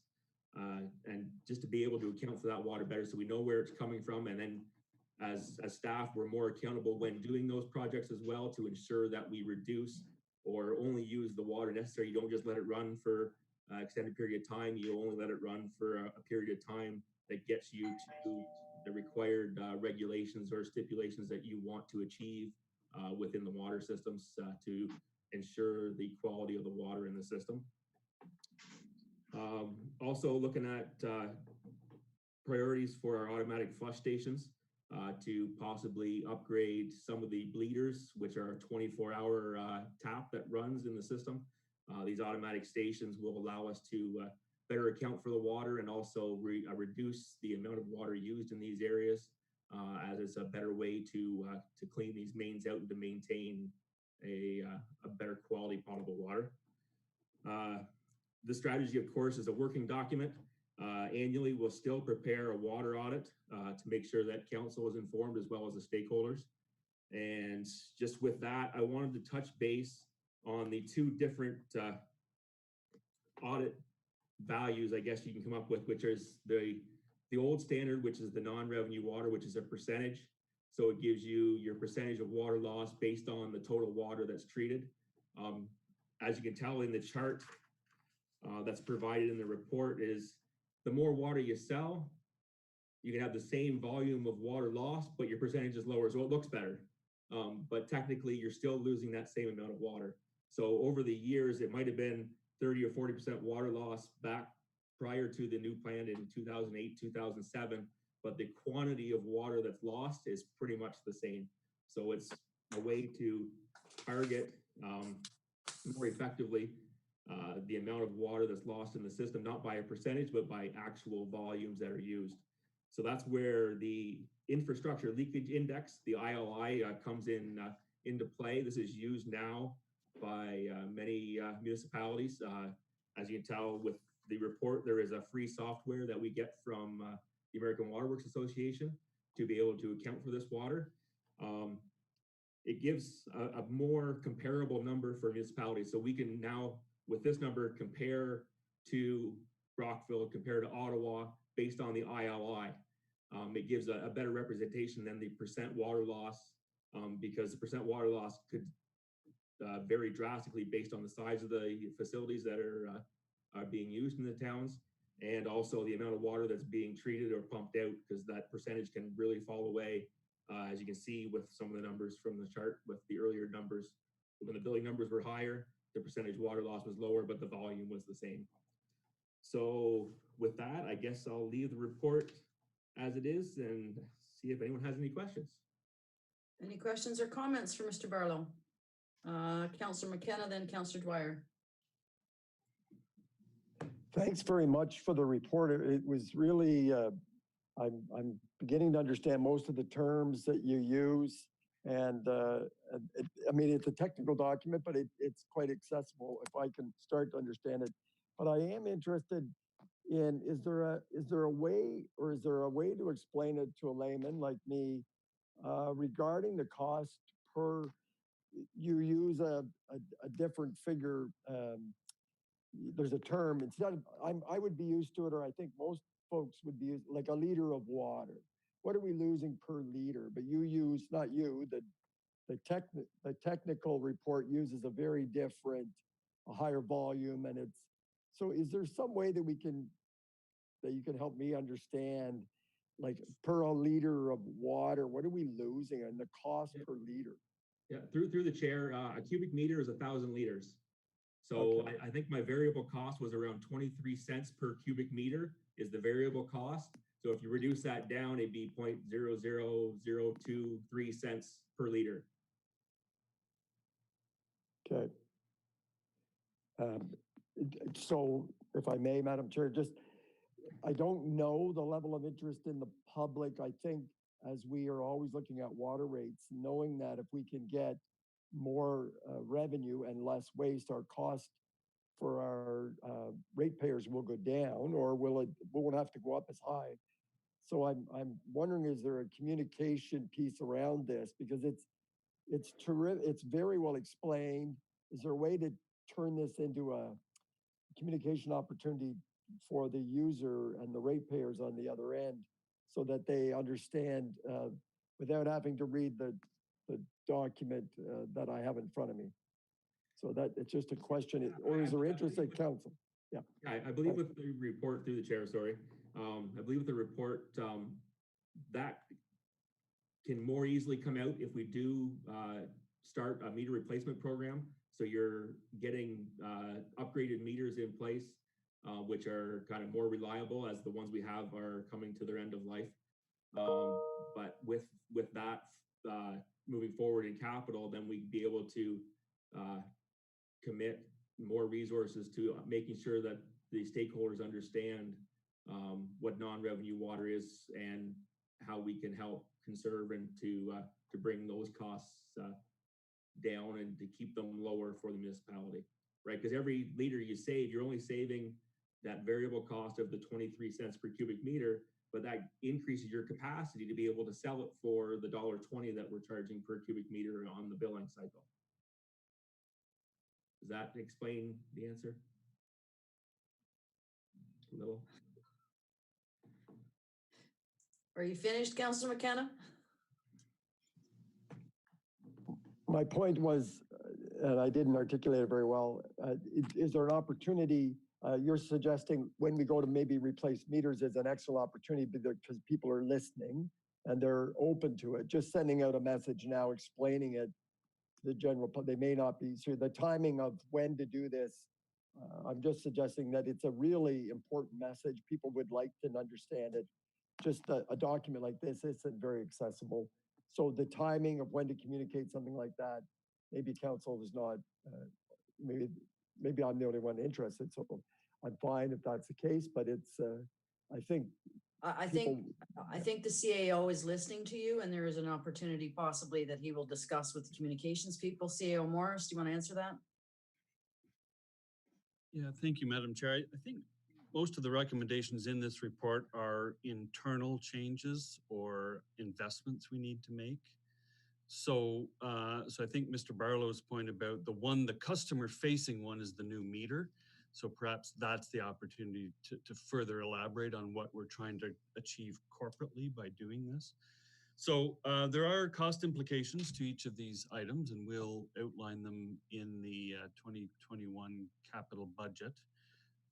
Meter replacements, it's not an inexpensive exercise, to be sure, but we are thinking long-term with some of these initiatives, and we would encourage council to think likewise. So I think there will be opportunities when we get to the customer-facing initiatives in this list of 8 or 9. Thank you. Councillor Dwyer. Thank you, Madam Chair. I just wanted to say I think it's wonderful that we've actually seen this come forward. I think it's something that we've talked about for many, many years, knowing that there's inefficiencies within our system, and kudos to Mr. Barlow for bringing it forward. I think it's easy, easier to talk about this as a form of cost recovery and cost efficiency in running the system. But I think there's a huge environmental incentive to doing this as well, and not and being more sustainable with how we're using our water. So I think it's really refreshing to see us kind of take that approach in our evaluation of our municipal drinking water system. So thank you. Thank you, Councillor McGuire. Thank you, Madam Chair, and thank you, Jason. I think the best part of this job is you're just constantly learning, and this was one of those reports where you go through it and it's like, oh, I had no idea we're flushing as much water as we're drinking and consuming in town. And I was also blown away by the fact that the water, because it's chlorinated, is considered a spill or there's something toxic about it, because I'm out there watering my garden with it. It seems fine, and yet we're forced to put it through the sewer systems. And I'm wondering if there's any opportunities. I like the recommendations in the report, and I'm just wondering if we can go a step further. Whether this is a provincial policy that needs to change about this treated water that's, or if there is an actual hazard there that I don't understand, or even is there a way to reuse this water in a way that if we know that the chlorine degrades at a certain rate and it's certain distance from before it's going to get back into where the storm sewers outlet, is it okay if we could wire some of them into the storm sewers, some of them into the other sewers? Like, how can we get that 500,000 cubic meters of water used for something or something done? Yeah, through the chair to Councillor McGuire. There are opportunities with the flushing stations to put dechlorination system on those stations, so you can run them into the storm system, so they would go into the natural environment. But with the regulations, we're not allowed to have any water with any chlorine into any water course.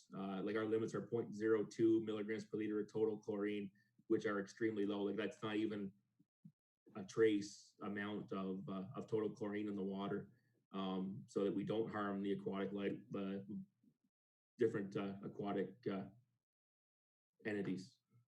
So there are things with the stations dechlorination, but one of the biggest ones would be to look at capital planning in the future and say, are these areas that we can change the piping or change the underground infrastructure so that we don't require the flushing at all, and to be able to upgrade to that point. But that's where the capital planning and the monies come in down the road.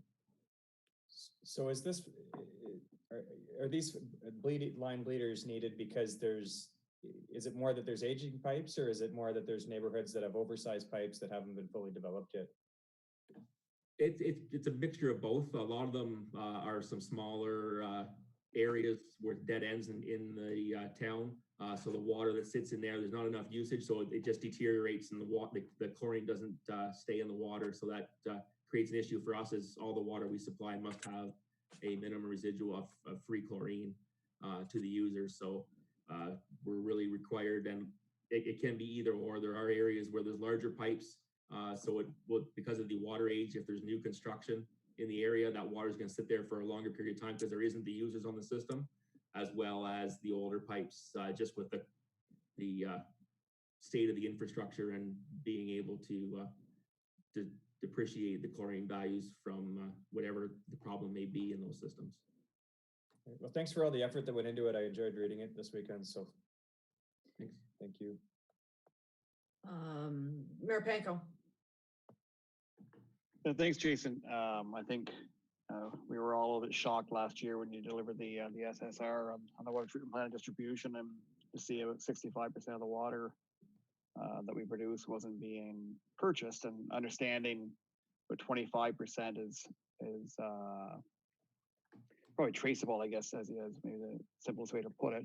But 40% is going to the ground through various leaks, and so I think this is a great step forward. I support in principle your recommendations, and my thoughts concur. Councillor Dwyer, even from an environmental standpoint, I mean, why would we produce so much water and waste it if we can find efficiencies and make sure that we correct some of these issues to reduce the amount of water we have to produce, the amount of chemicals we use, and ultimately a pretty incredible potential cost savings to the community as well once these measures are all fully implemented. So I appreciate the effort that's gone into this. Obviously, it's a significant amount of work.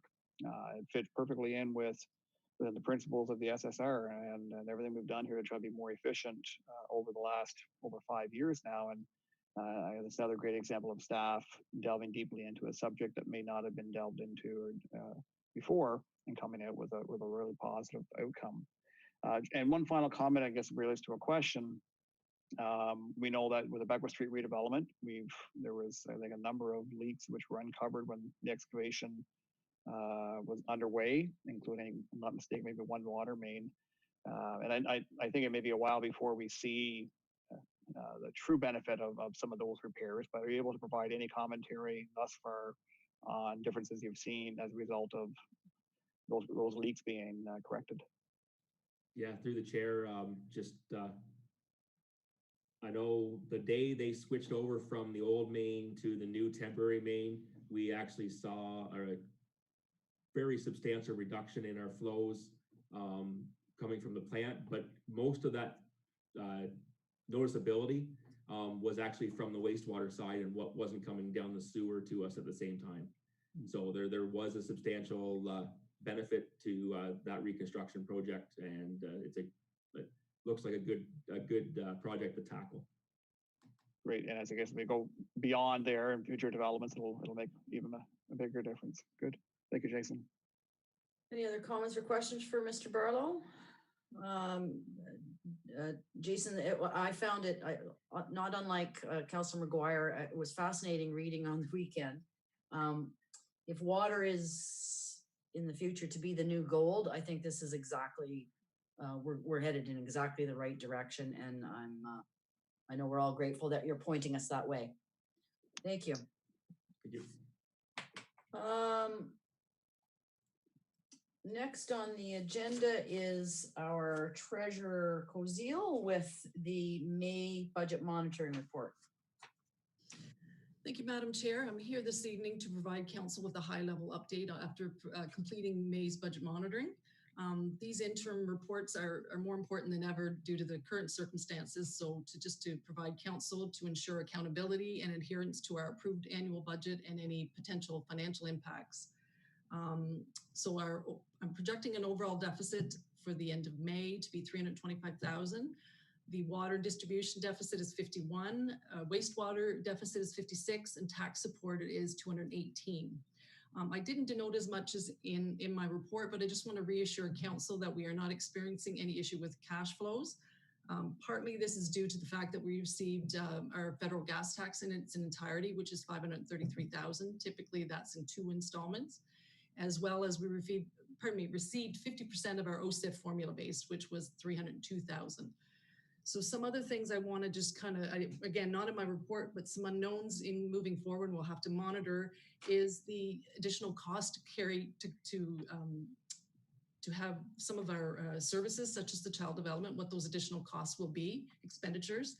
And also on the flip side, yes, we've reopened some facilities, but to what degree, what restrictions are in place. So some revenues may still decline even more so than what I projected. So those things we'll continue to monitor as we go forward. So with that, I'll pause if you had any questions. Questions or comments for, yes, Councilor Dwyer. Thanks. I just have one, and I may have missed it while I was in the washroom. Janet, this is the second report that includes the capital projects to consider with options for deferment if needed. Are we talking about deferring any of these projects seriously, or is this just an option in the future if needed? And at what point are we going to get to the need to have that discussion? I mean, I know that there's a lot of unknowns, and right now we're projecting a deficit that could grow to twice the size by the end of the year in worst case scenario. But I mean, by the time that point comes, we may have already spent the money on these capital projects. So is there a need for us to talk about that now at the halfway point? We have discussed it at management. As I've noted in my report, there's some that have already been purchased and projects that are well on their way to the tune of about 11 million. So those, unfortunately, we can't.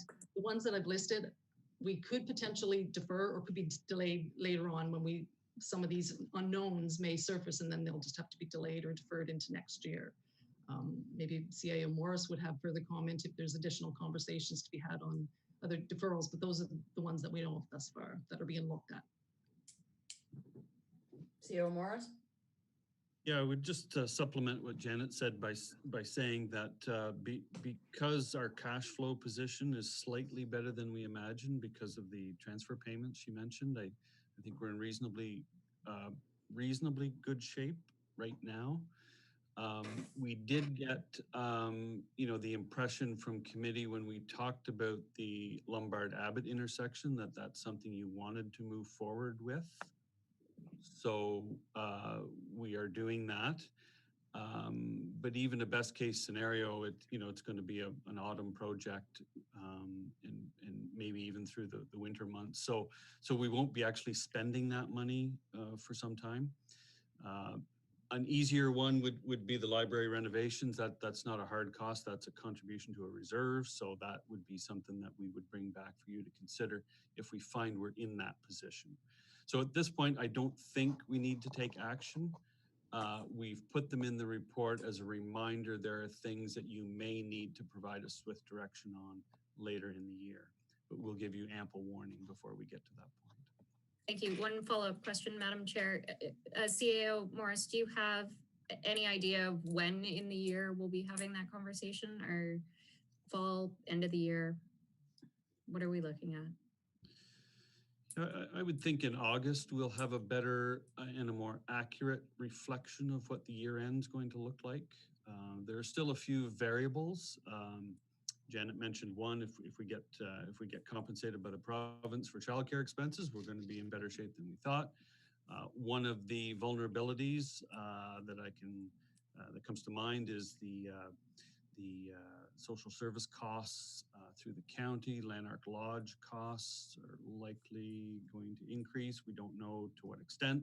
So there's still a few moving pieces here, but I would think by August, September at the latest, we'll have a better handle on that and we'll advise you accordingly.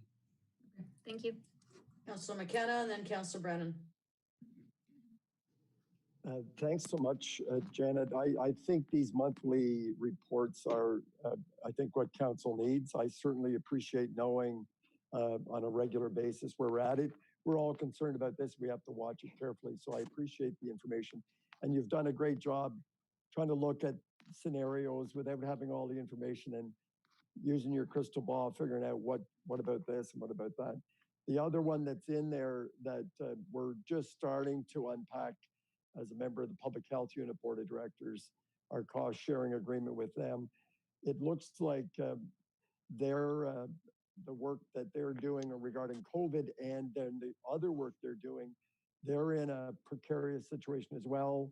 The province, of course, will cover COVID costs, but what is the definition of the COVID costs and what will their year end going to look like? It's starting to look much like ours, where they're projecting some kind of a deficit, and it'll depend on what the province does with that. So there's other shoes to drop, so to speak, yet. So we have to, and I appreciate the opportunity every month, just take a really close look at these numbers, and there's more information. So we may not know everything by August. It may be a little later. So I guess we'll just have to continue to be very cautious and watching it closely. And I think under your direction, that's happening. Thank you. Councillor Brennan. Thanks, Janet, for the report, and challenging times. The two policies that we put in place, one, the waiving of penalty, I've expressed this before. So we, in the past, have made 25,000 a month on penalties that people are paying their bills late. That's what we're saying here, which is I had no idea. And the other one, the parking, 18,000. So is that and that's what the revenue would be for a year? No, because we have, through the chair, we have some revenue experience before COVID hit. Okay. So typically December would be waived that month anyway. So right now it's projected out to June 30th, so 8,000 to the balance of the year. If that were to happen, it would be 18,000, so an additional 10.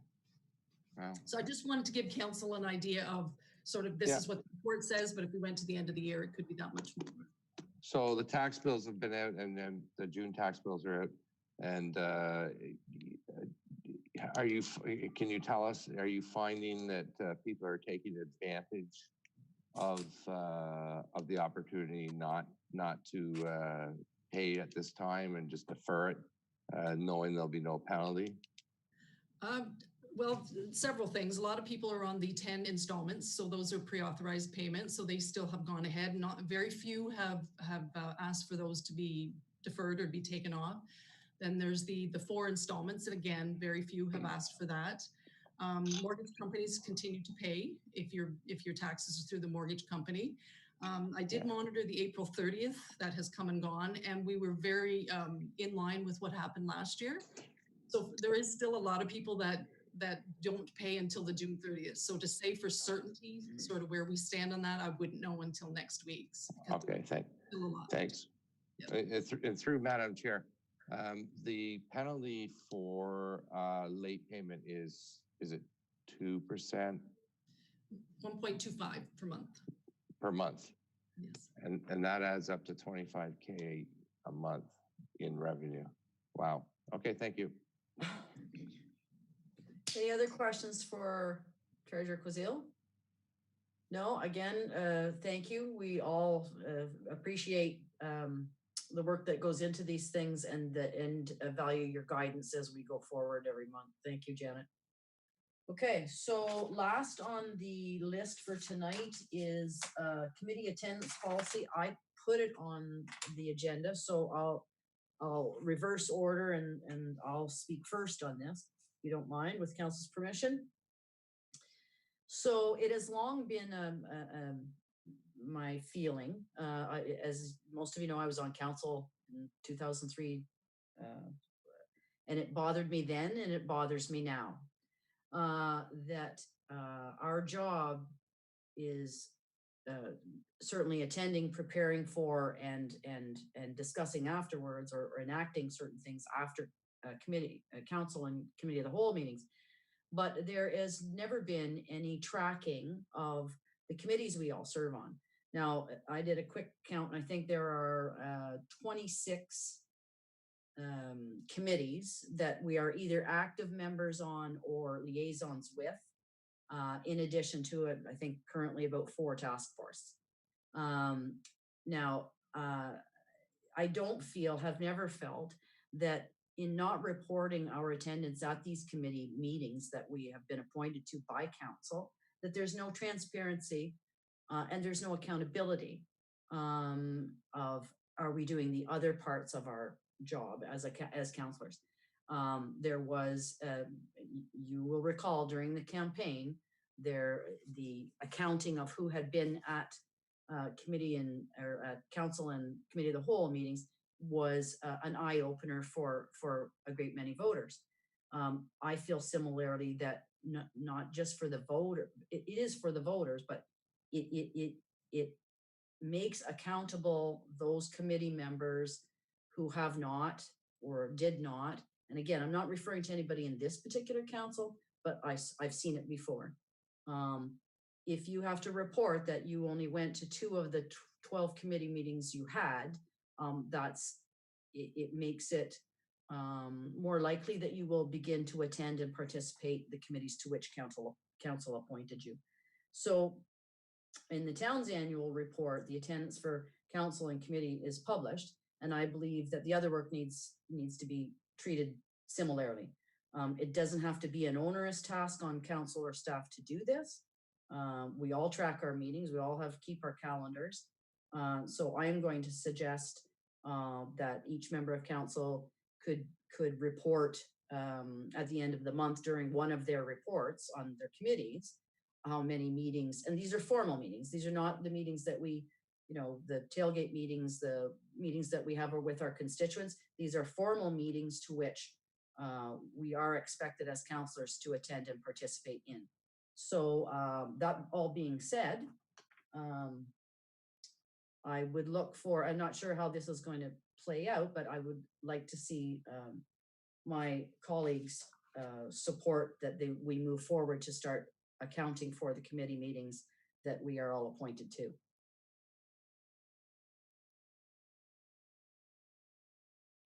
Crickets? Okay. Councillor McKenna.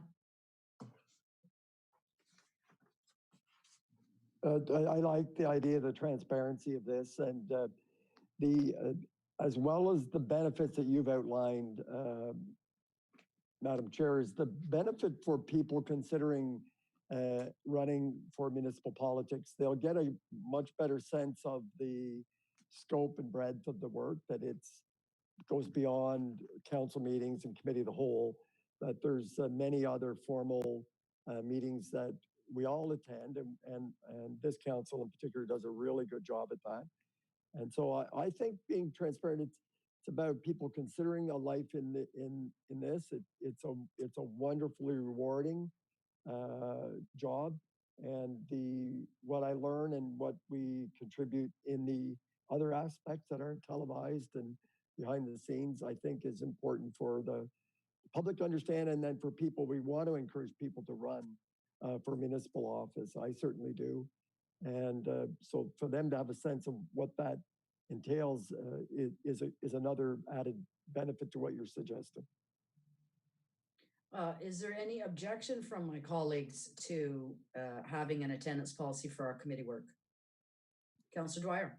Sorry, it's bad timing. It's not an objection. I just wanted to clarify that what you're looking for is just a best practice, that we would provide an update per council. We're not making any amendments to the procedural bylaw or the code of conduct. This is just a best practice for council members to follow as best they can. Yes, I would ask though, because I'm not totally familiar, if there is a requirement for attendance taken at COW and council, or how, I don't know what the legalities are in terms of our procedural bylaw that councillors be asked to account for their presence and participation in committee. I am not sure how, and Director Costello may have already left. No, there she is. Okay.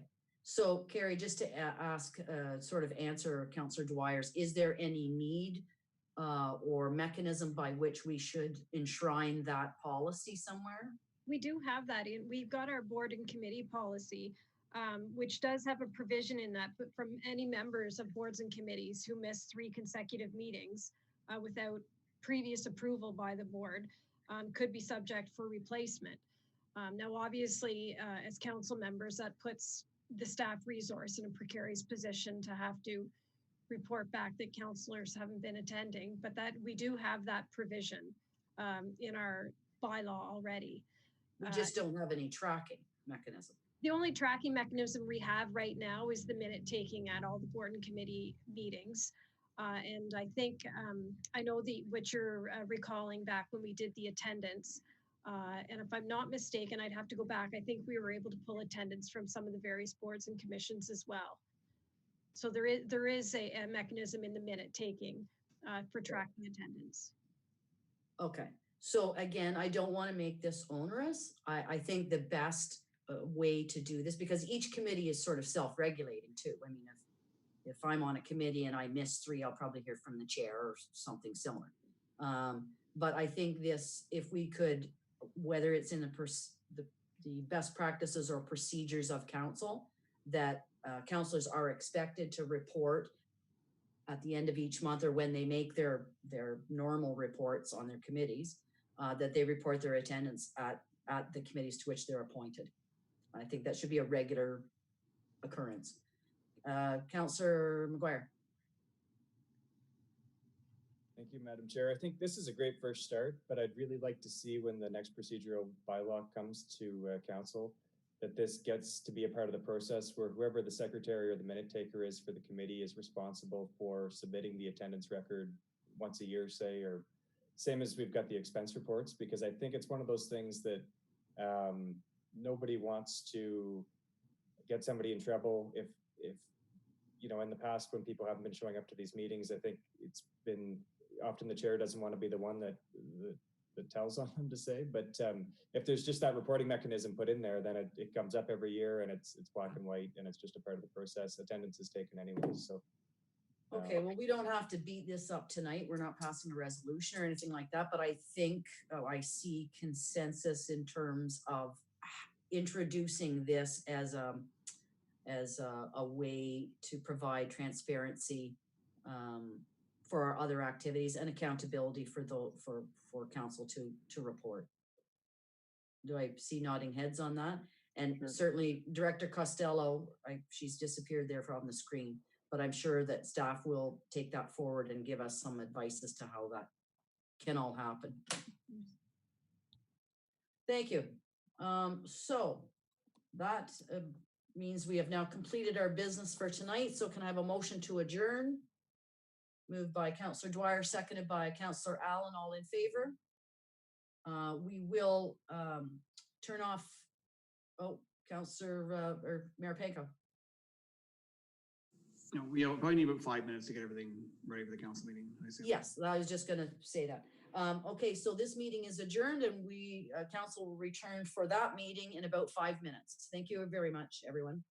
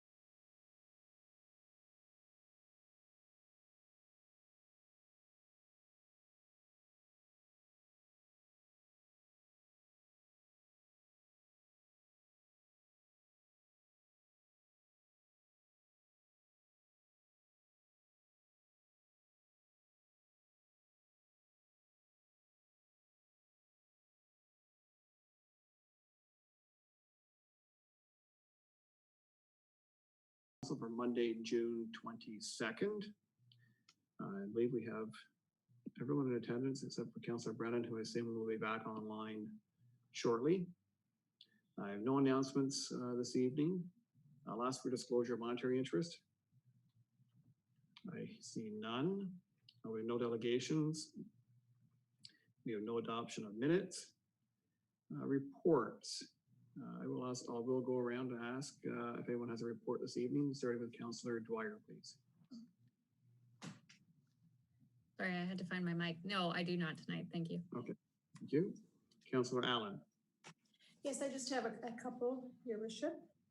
Sure. The Smith Falls and District Arts and Culture Council Board met on Wednesday, June 10th. And the board discussed the possibility of an online AGM or an in-person AGM later in the year. Although the bylaw states that the AGM should be within 6 months of the end of the fiscal year, due to the circumstances of COVID-19, the board has decided to postpone the AGM until the end of the summer and try for an in-person event. Sheldon will be staying on as our president until the AGM. I think the most difficult part of all of this is all of our events that we plan all have more than a large number of people at them. And so there's no real way that we can carry on the kinds of things that we do in the community without interacting with people. So we're going to continue to plan for them and hope that, you know, when things get to the point where stage 3, perhaps we can do some of them. Right now, it's just not something that can happen. One thing we are excited about, though, we've been talking about the Smith Falls Cultural Plan with Kathy James one-on-one. She's been communicating with us about the cultural plan that they're putting together. The storing of our assets has always been a major issue because we have so many events and they require so many things to be stored. Right now, they're in people's homes, but we are hoping that when our beautiful town hall complex space is refurbished, there might be a spot for the Arts and Culture Council Board to store things. Yesterday, I attended the Railway Museum of Eastern Ontario Board meeting. A group of retired RCMP people who belong to the Bytown Museum are also volunteering for us, and they're working on our number 112. Clayton Jones, I think I mentioned this in another report, but this week they're coming on Thursday. Hopefully it's not as hot as it was today, but because it's such hot work, but they're going to be putting down the tracks that the men lifted and found on the property, and they're going to be doing that hopefully this Thursday. The Railway Museum of Eastern Ontario decided to open up its services in phases. As of July 1st, the museum will begin to offer its popular overnights in the caboose experience to guests on weekends, either through the Airbnb or through contacting the museum directly. The museum will open to the public for guided tours starting July 19th for pre-registered tours on Sundays by contacting the museum directly at our number at 613-283-5695 or just our website info@rmeo.org. In order to keep extra precautions for our volunteers, summer staff hired through Canada Summer Jobs and the Young Canada Works program will be solely handling the public bookings and new cleaning procedures on dates when the volunteers are off site. Our next meeting is on July 23rd, and we're hoping at that time we're going to be moving into full opening, stage 3. We have a wonderful student we had last year, Sam. Some of you may remember him. He looked after our website. He's applied for a National Heritage Fund grant to work on the dining car. And if we get it, and we're hopeful that we might, it will really make a big difference. And we also now, thanks to Sam, have an online store where you can purchase things. And I challenge you to go in there. And those are my reports. Thanks. Thank you, Councillor Allen. Councillor McGuire. Thank you, Your Worship. Nothing to report tonight. Thank you. Councillor Alford. Thank you, Your Worship. Just a couple of things, not unlike the Arts and Culture Committee, the DBA has also had to push off their AGM. We've discussed it a couple of different times, and it's looking like it will more happen in September. due to COVID. Again, the terms of our agreement is that we would have it within 6 months. Unfortunately, that was just the time that COVID was hitting. And so we'll be back on track, hopefully in the fall. And it would be very popular with the DBA if we didn't have to do it by Zoom. We will if we have to. One other thing of note is that the Chamber of Commerce is now opening Victoria Park in a somewhat limited capacity, but I know they've been working very hard to get that off the ground as well. That's all I have for tonight, Your Worship. Thank you. Councillor McKenna. Thank you, Your Worship. Just the press release went out last week after almost 3 months of offering the grocery delivery service with the Big Brothers Big Sisters and with support from the CareBridge organization. The organizers decided that we were down to 1 order a week from 1 person, and so we had quite a bit of support around that, and decided that due to the opening of stage 2, that people are able to getting out more and getting their groceries and having others do it for them. So we've wound that service down, and I want to thank all the volunteers. A formal thank you will go out from Big Brothers Big Sisters to all the wonderful shoppers, order takers, and delivery people at another time. But it was a very important service, and it served its time. We wound it down. If, gosh forbid, that we ever have to start it back up again, we know how to do it, and we could pull it out of mothballs at a moment's notice. So just thank everybody who helped us during that, especially Andrus, as your independent grocer, was just a terrific partner throughout this. So that's the end of that one. Thank you. Great.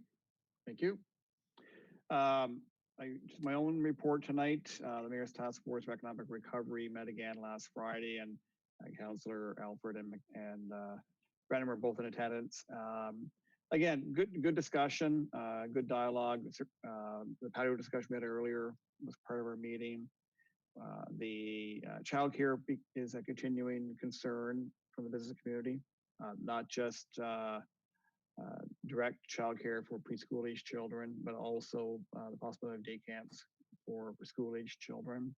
So big discussion on that. There's a number of, I think, possibilities which could come forward, but we're waiting for further information. Good discussion on the PPE that was provided by the DBA and Chamber to its membership to try and help support those businesses, not just those that are restarting, but to try and make sure that everybody has some supply. So that was very encouraging development. Anyway, again, just a lot of positives that continue to come out of this. The e-commerce shop here program, some dialogue and information regarding that. 3 parts to the program. It's a federal provincial initiative, help businesses who are not maybe as tech savvy as others, get a website set up and get rolling for some e-commerce. So we will meet again this Friday, and we'll continue to do so as long as indeed appears to be there. And that's it for my reports. We have 1 bylaw this evening, which is with Councillor Brennan. Are you there, Councillor Brennan? No. Can someone, Councillor McKenna, can you take over bylaw 7.1? Yes, I'm assuming Councillor Dwyer will remain as the seconder. Thank you. So moved by myself and seconded by Councillor Dwyer that a bylaw to amend the comprehensive zoning bylaw number 6080-94 respecting the property municipally known as 1 Old Slies Road be received and read a first time and taken as read a second time. Thank you. It's moved by Councillor McKenna, seconded by Councillor Dwyer. Bylaw 10160-2020, 1 Old Slies Road. That a bylaw to amend comprehensive zoning bylaw number 6080-94, respecting the property municipally known as 1 Old Slies Road, be received. Everyone's frozen. Read a second time. All in favor? That's carried. Discussion, Councillor McKenna? Yes, Your Worship.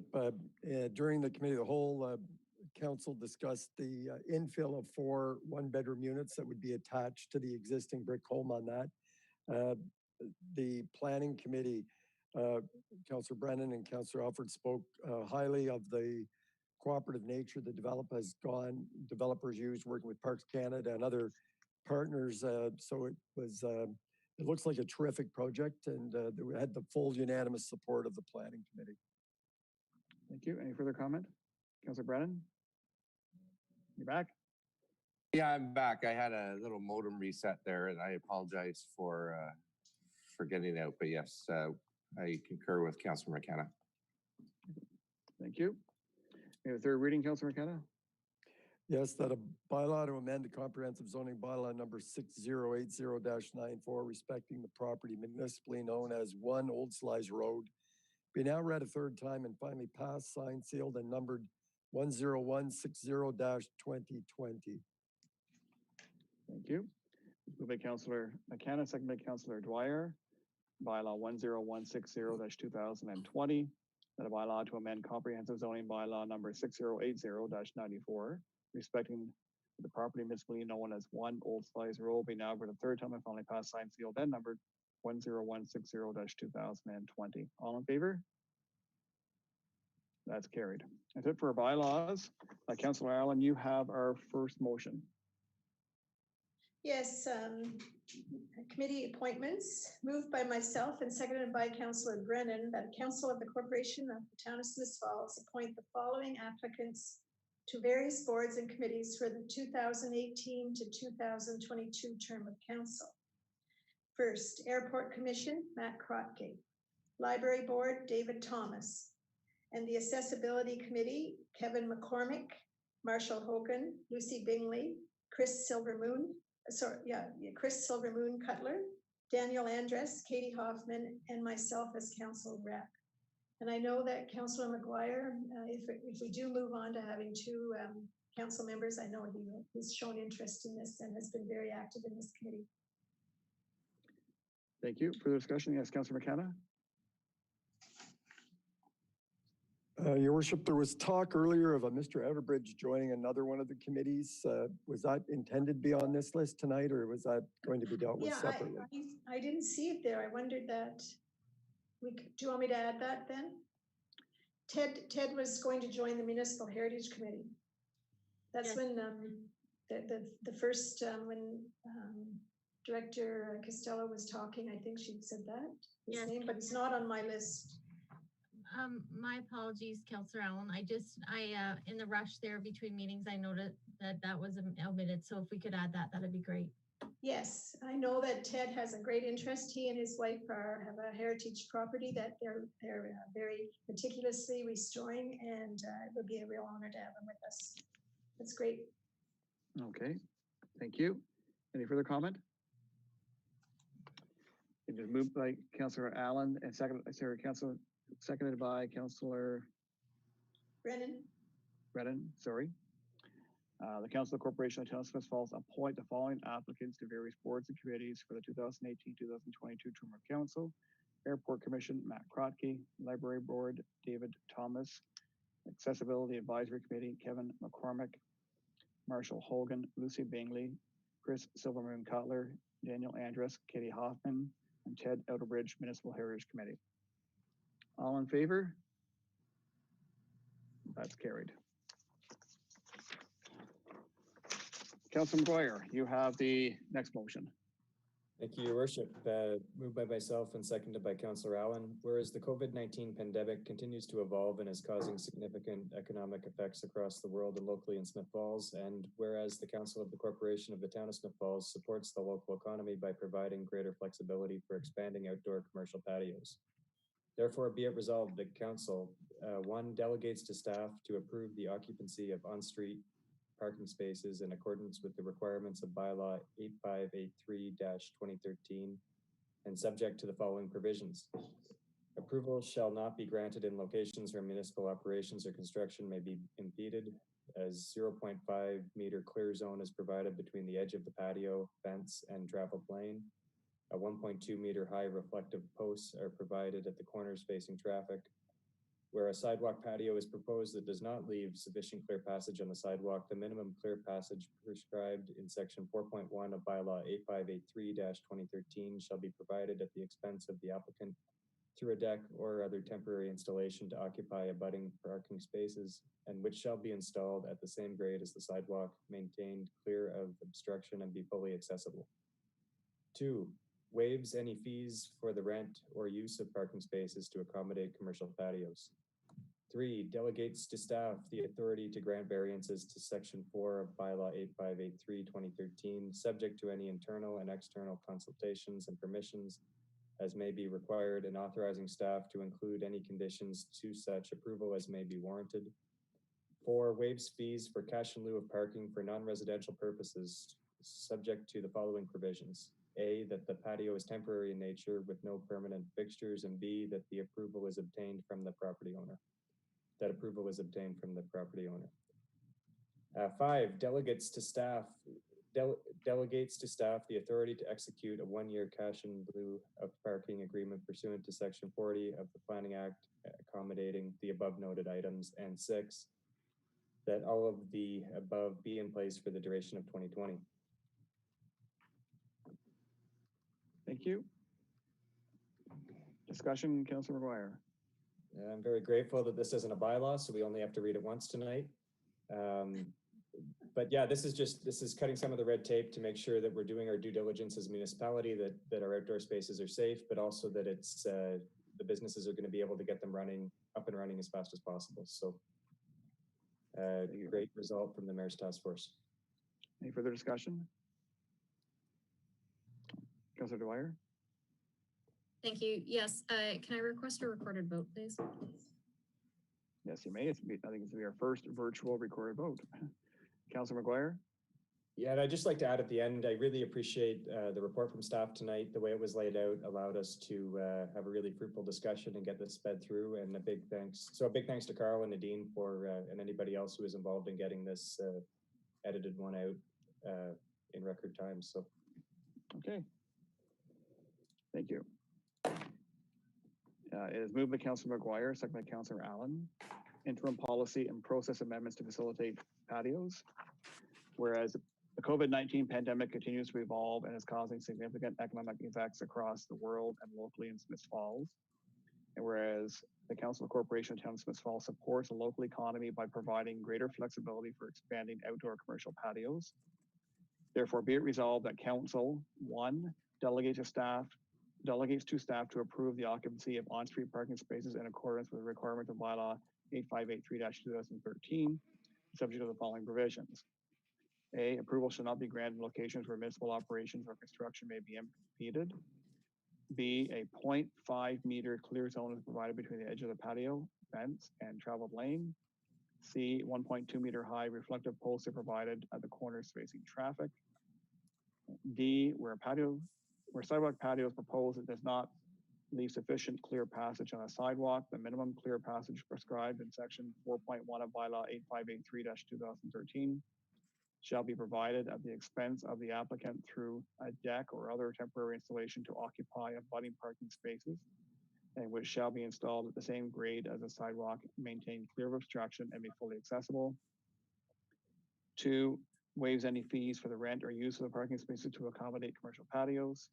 3, delegates to staff the authority to grant variances in section 4 of bylaw 8583-2013, subject to any internal and external consultations and permissions as may be required, and authorizing staff to include any conditions to such approval as may be warranted. 4, waives fees for cash in lieu of parking for non-residential purposes, subject to the following provisions. A, the patio is temporary in nature with no permanent fixtures, and B, that the approval is obtained from the property owner. 5, delegates to staff the authority to execute a 1-year cash in lieu of parking agreement pursuant to section 40 of the Planning Act, accommodating the above noted items. And 6, that all of the above be in place for the duration of 2020. A recorded vote has been requested. Okay, with respect to resolution 8.2, say yay or nay. Mayor Panko, Yay. Councillor Alford, Yay. Councillor Allen, Yay. Counselor Brennan, Yay. Counselor Dwyer, Nay. Counselor McGuire, Yay. Counselor McKenna. Yay. Motion is carried. Thank you. Inquiries or announcements? Councillor Brennan, were you, oh, I'm gonna let Councillor Allen go first. Yep. Thank you. This is a really good news story. I know people have been asking about it. A lot of people don't have their own computers and have gone to the library to use computers for for a very long time. At any rate, this is the announcement I have. The Smiths Falls Public Library is now open for computer access by appointment only. Please note the library collection will not be available for browsing. We will continue to offer curbside pickup, however. Computers will be available by appointment only Monday, Wednesday, and Friday. 1 hour sessions can be made between 12:45 to 5:30. Last booking at 4:30. Only one member of a household per booking at this time. Young children may be accompanied by one parent or caregiver.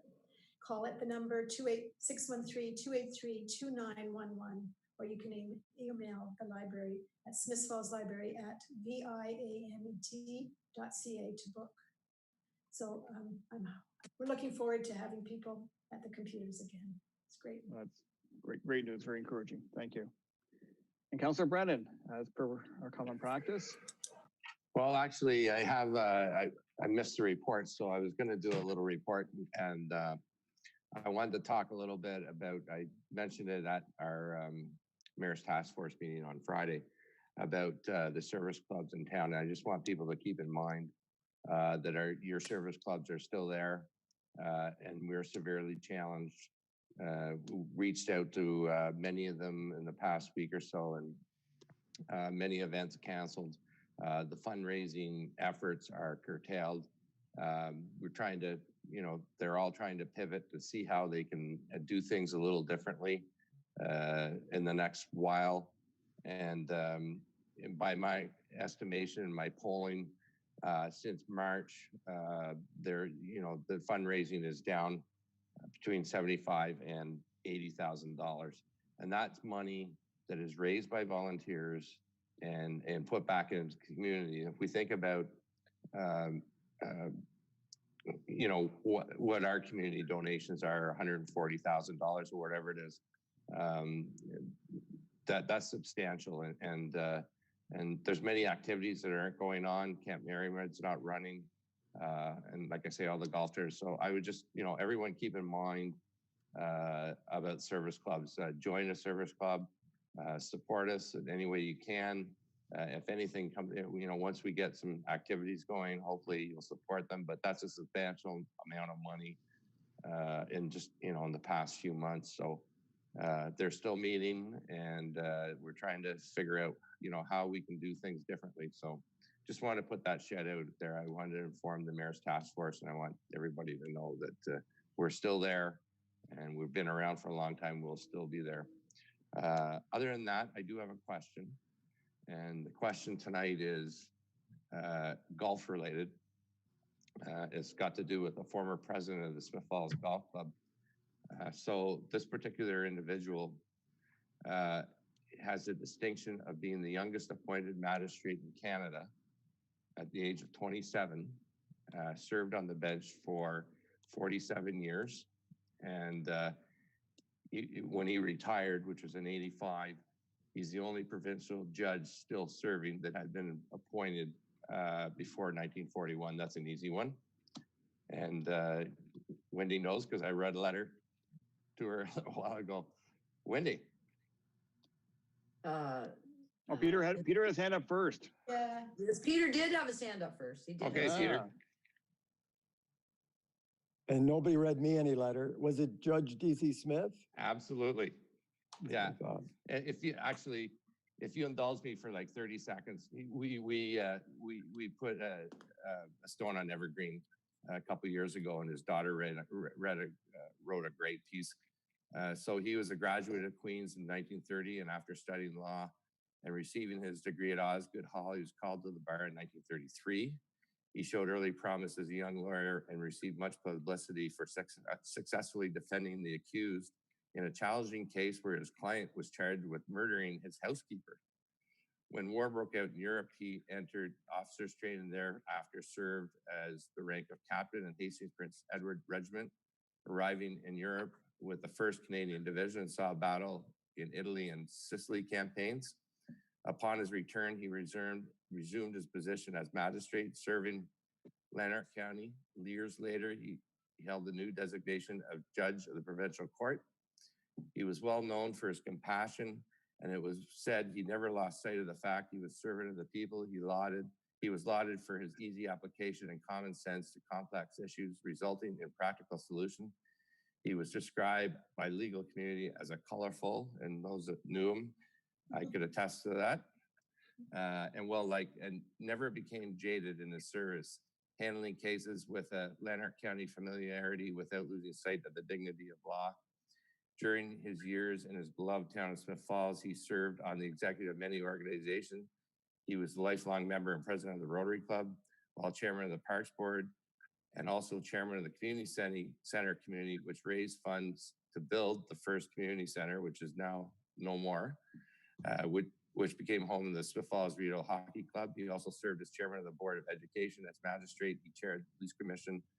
An avid golfer and curler, he served terms as president of the Curling Club and Smith Falls Golf Club, of which he was the original proponent and longstanding member, and also a lifelong member of the United Church. And that letter was submitted by his daughter, Dr. Susan Smith, in 2018. So, you know, when she read that, I had no idea that he was so famous. He was just a friend of my parents.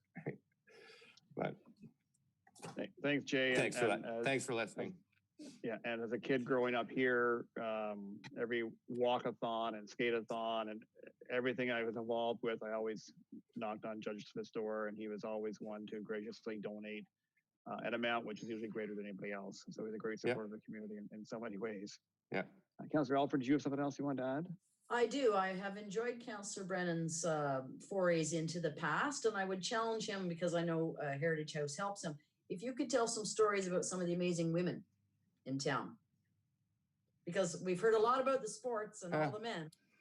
Ask Heritage House if they can help you find. You had a mother, so let's. I've got one in mind, so.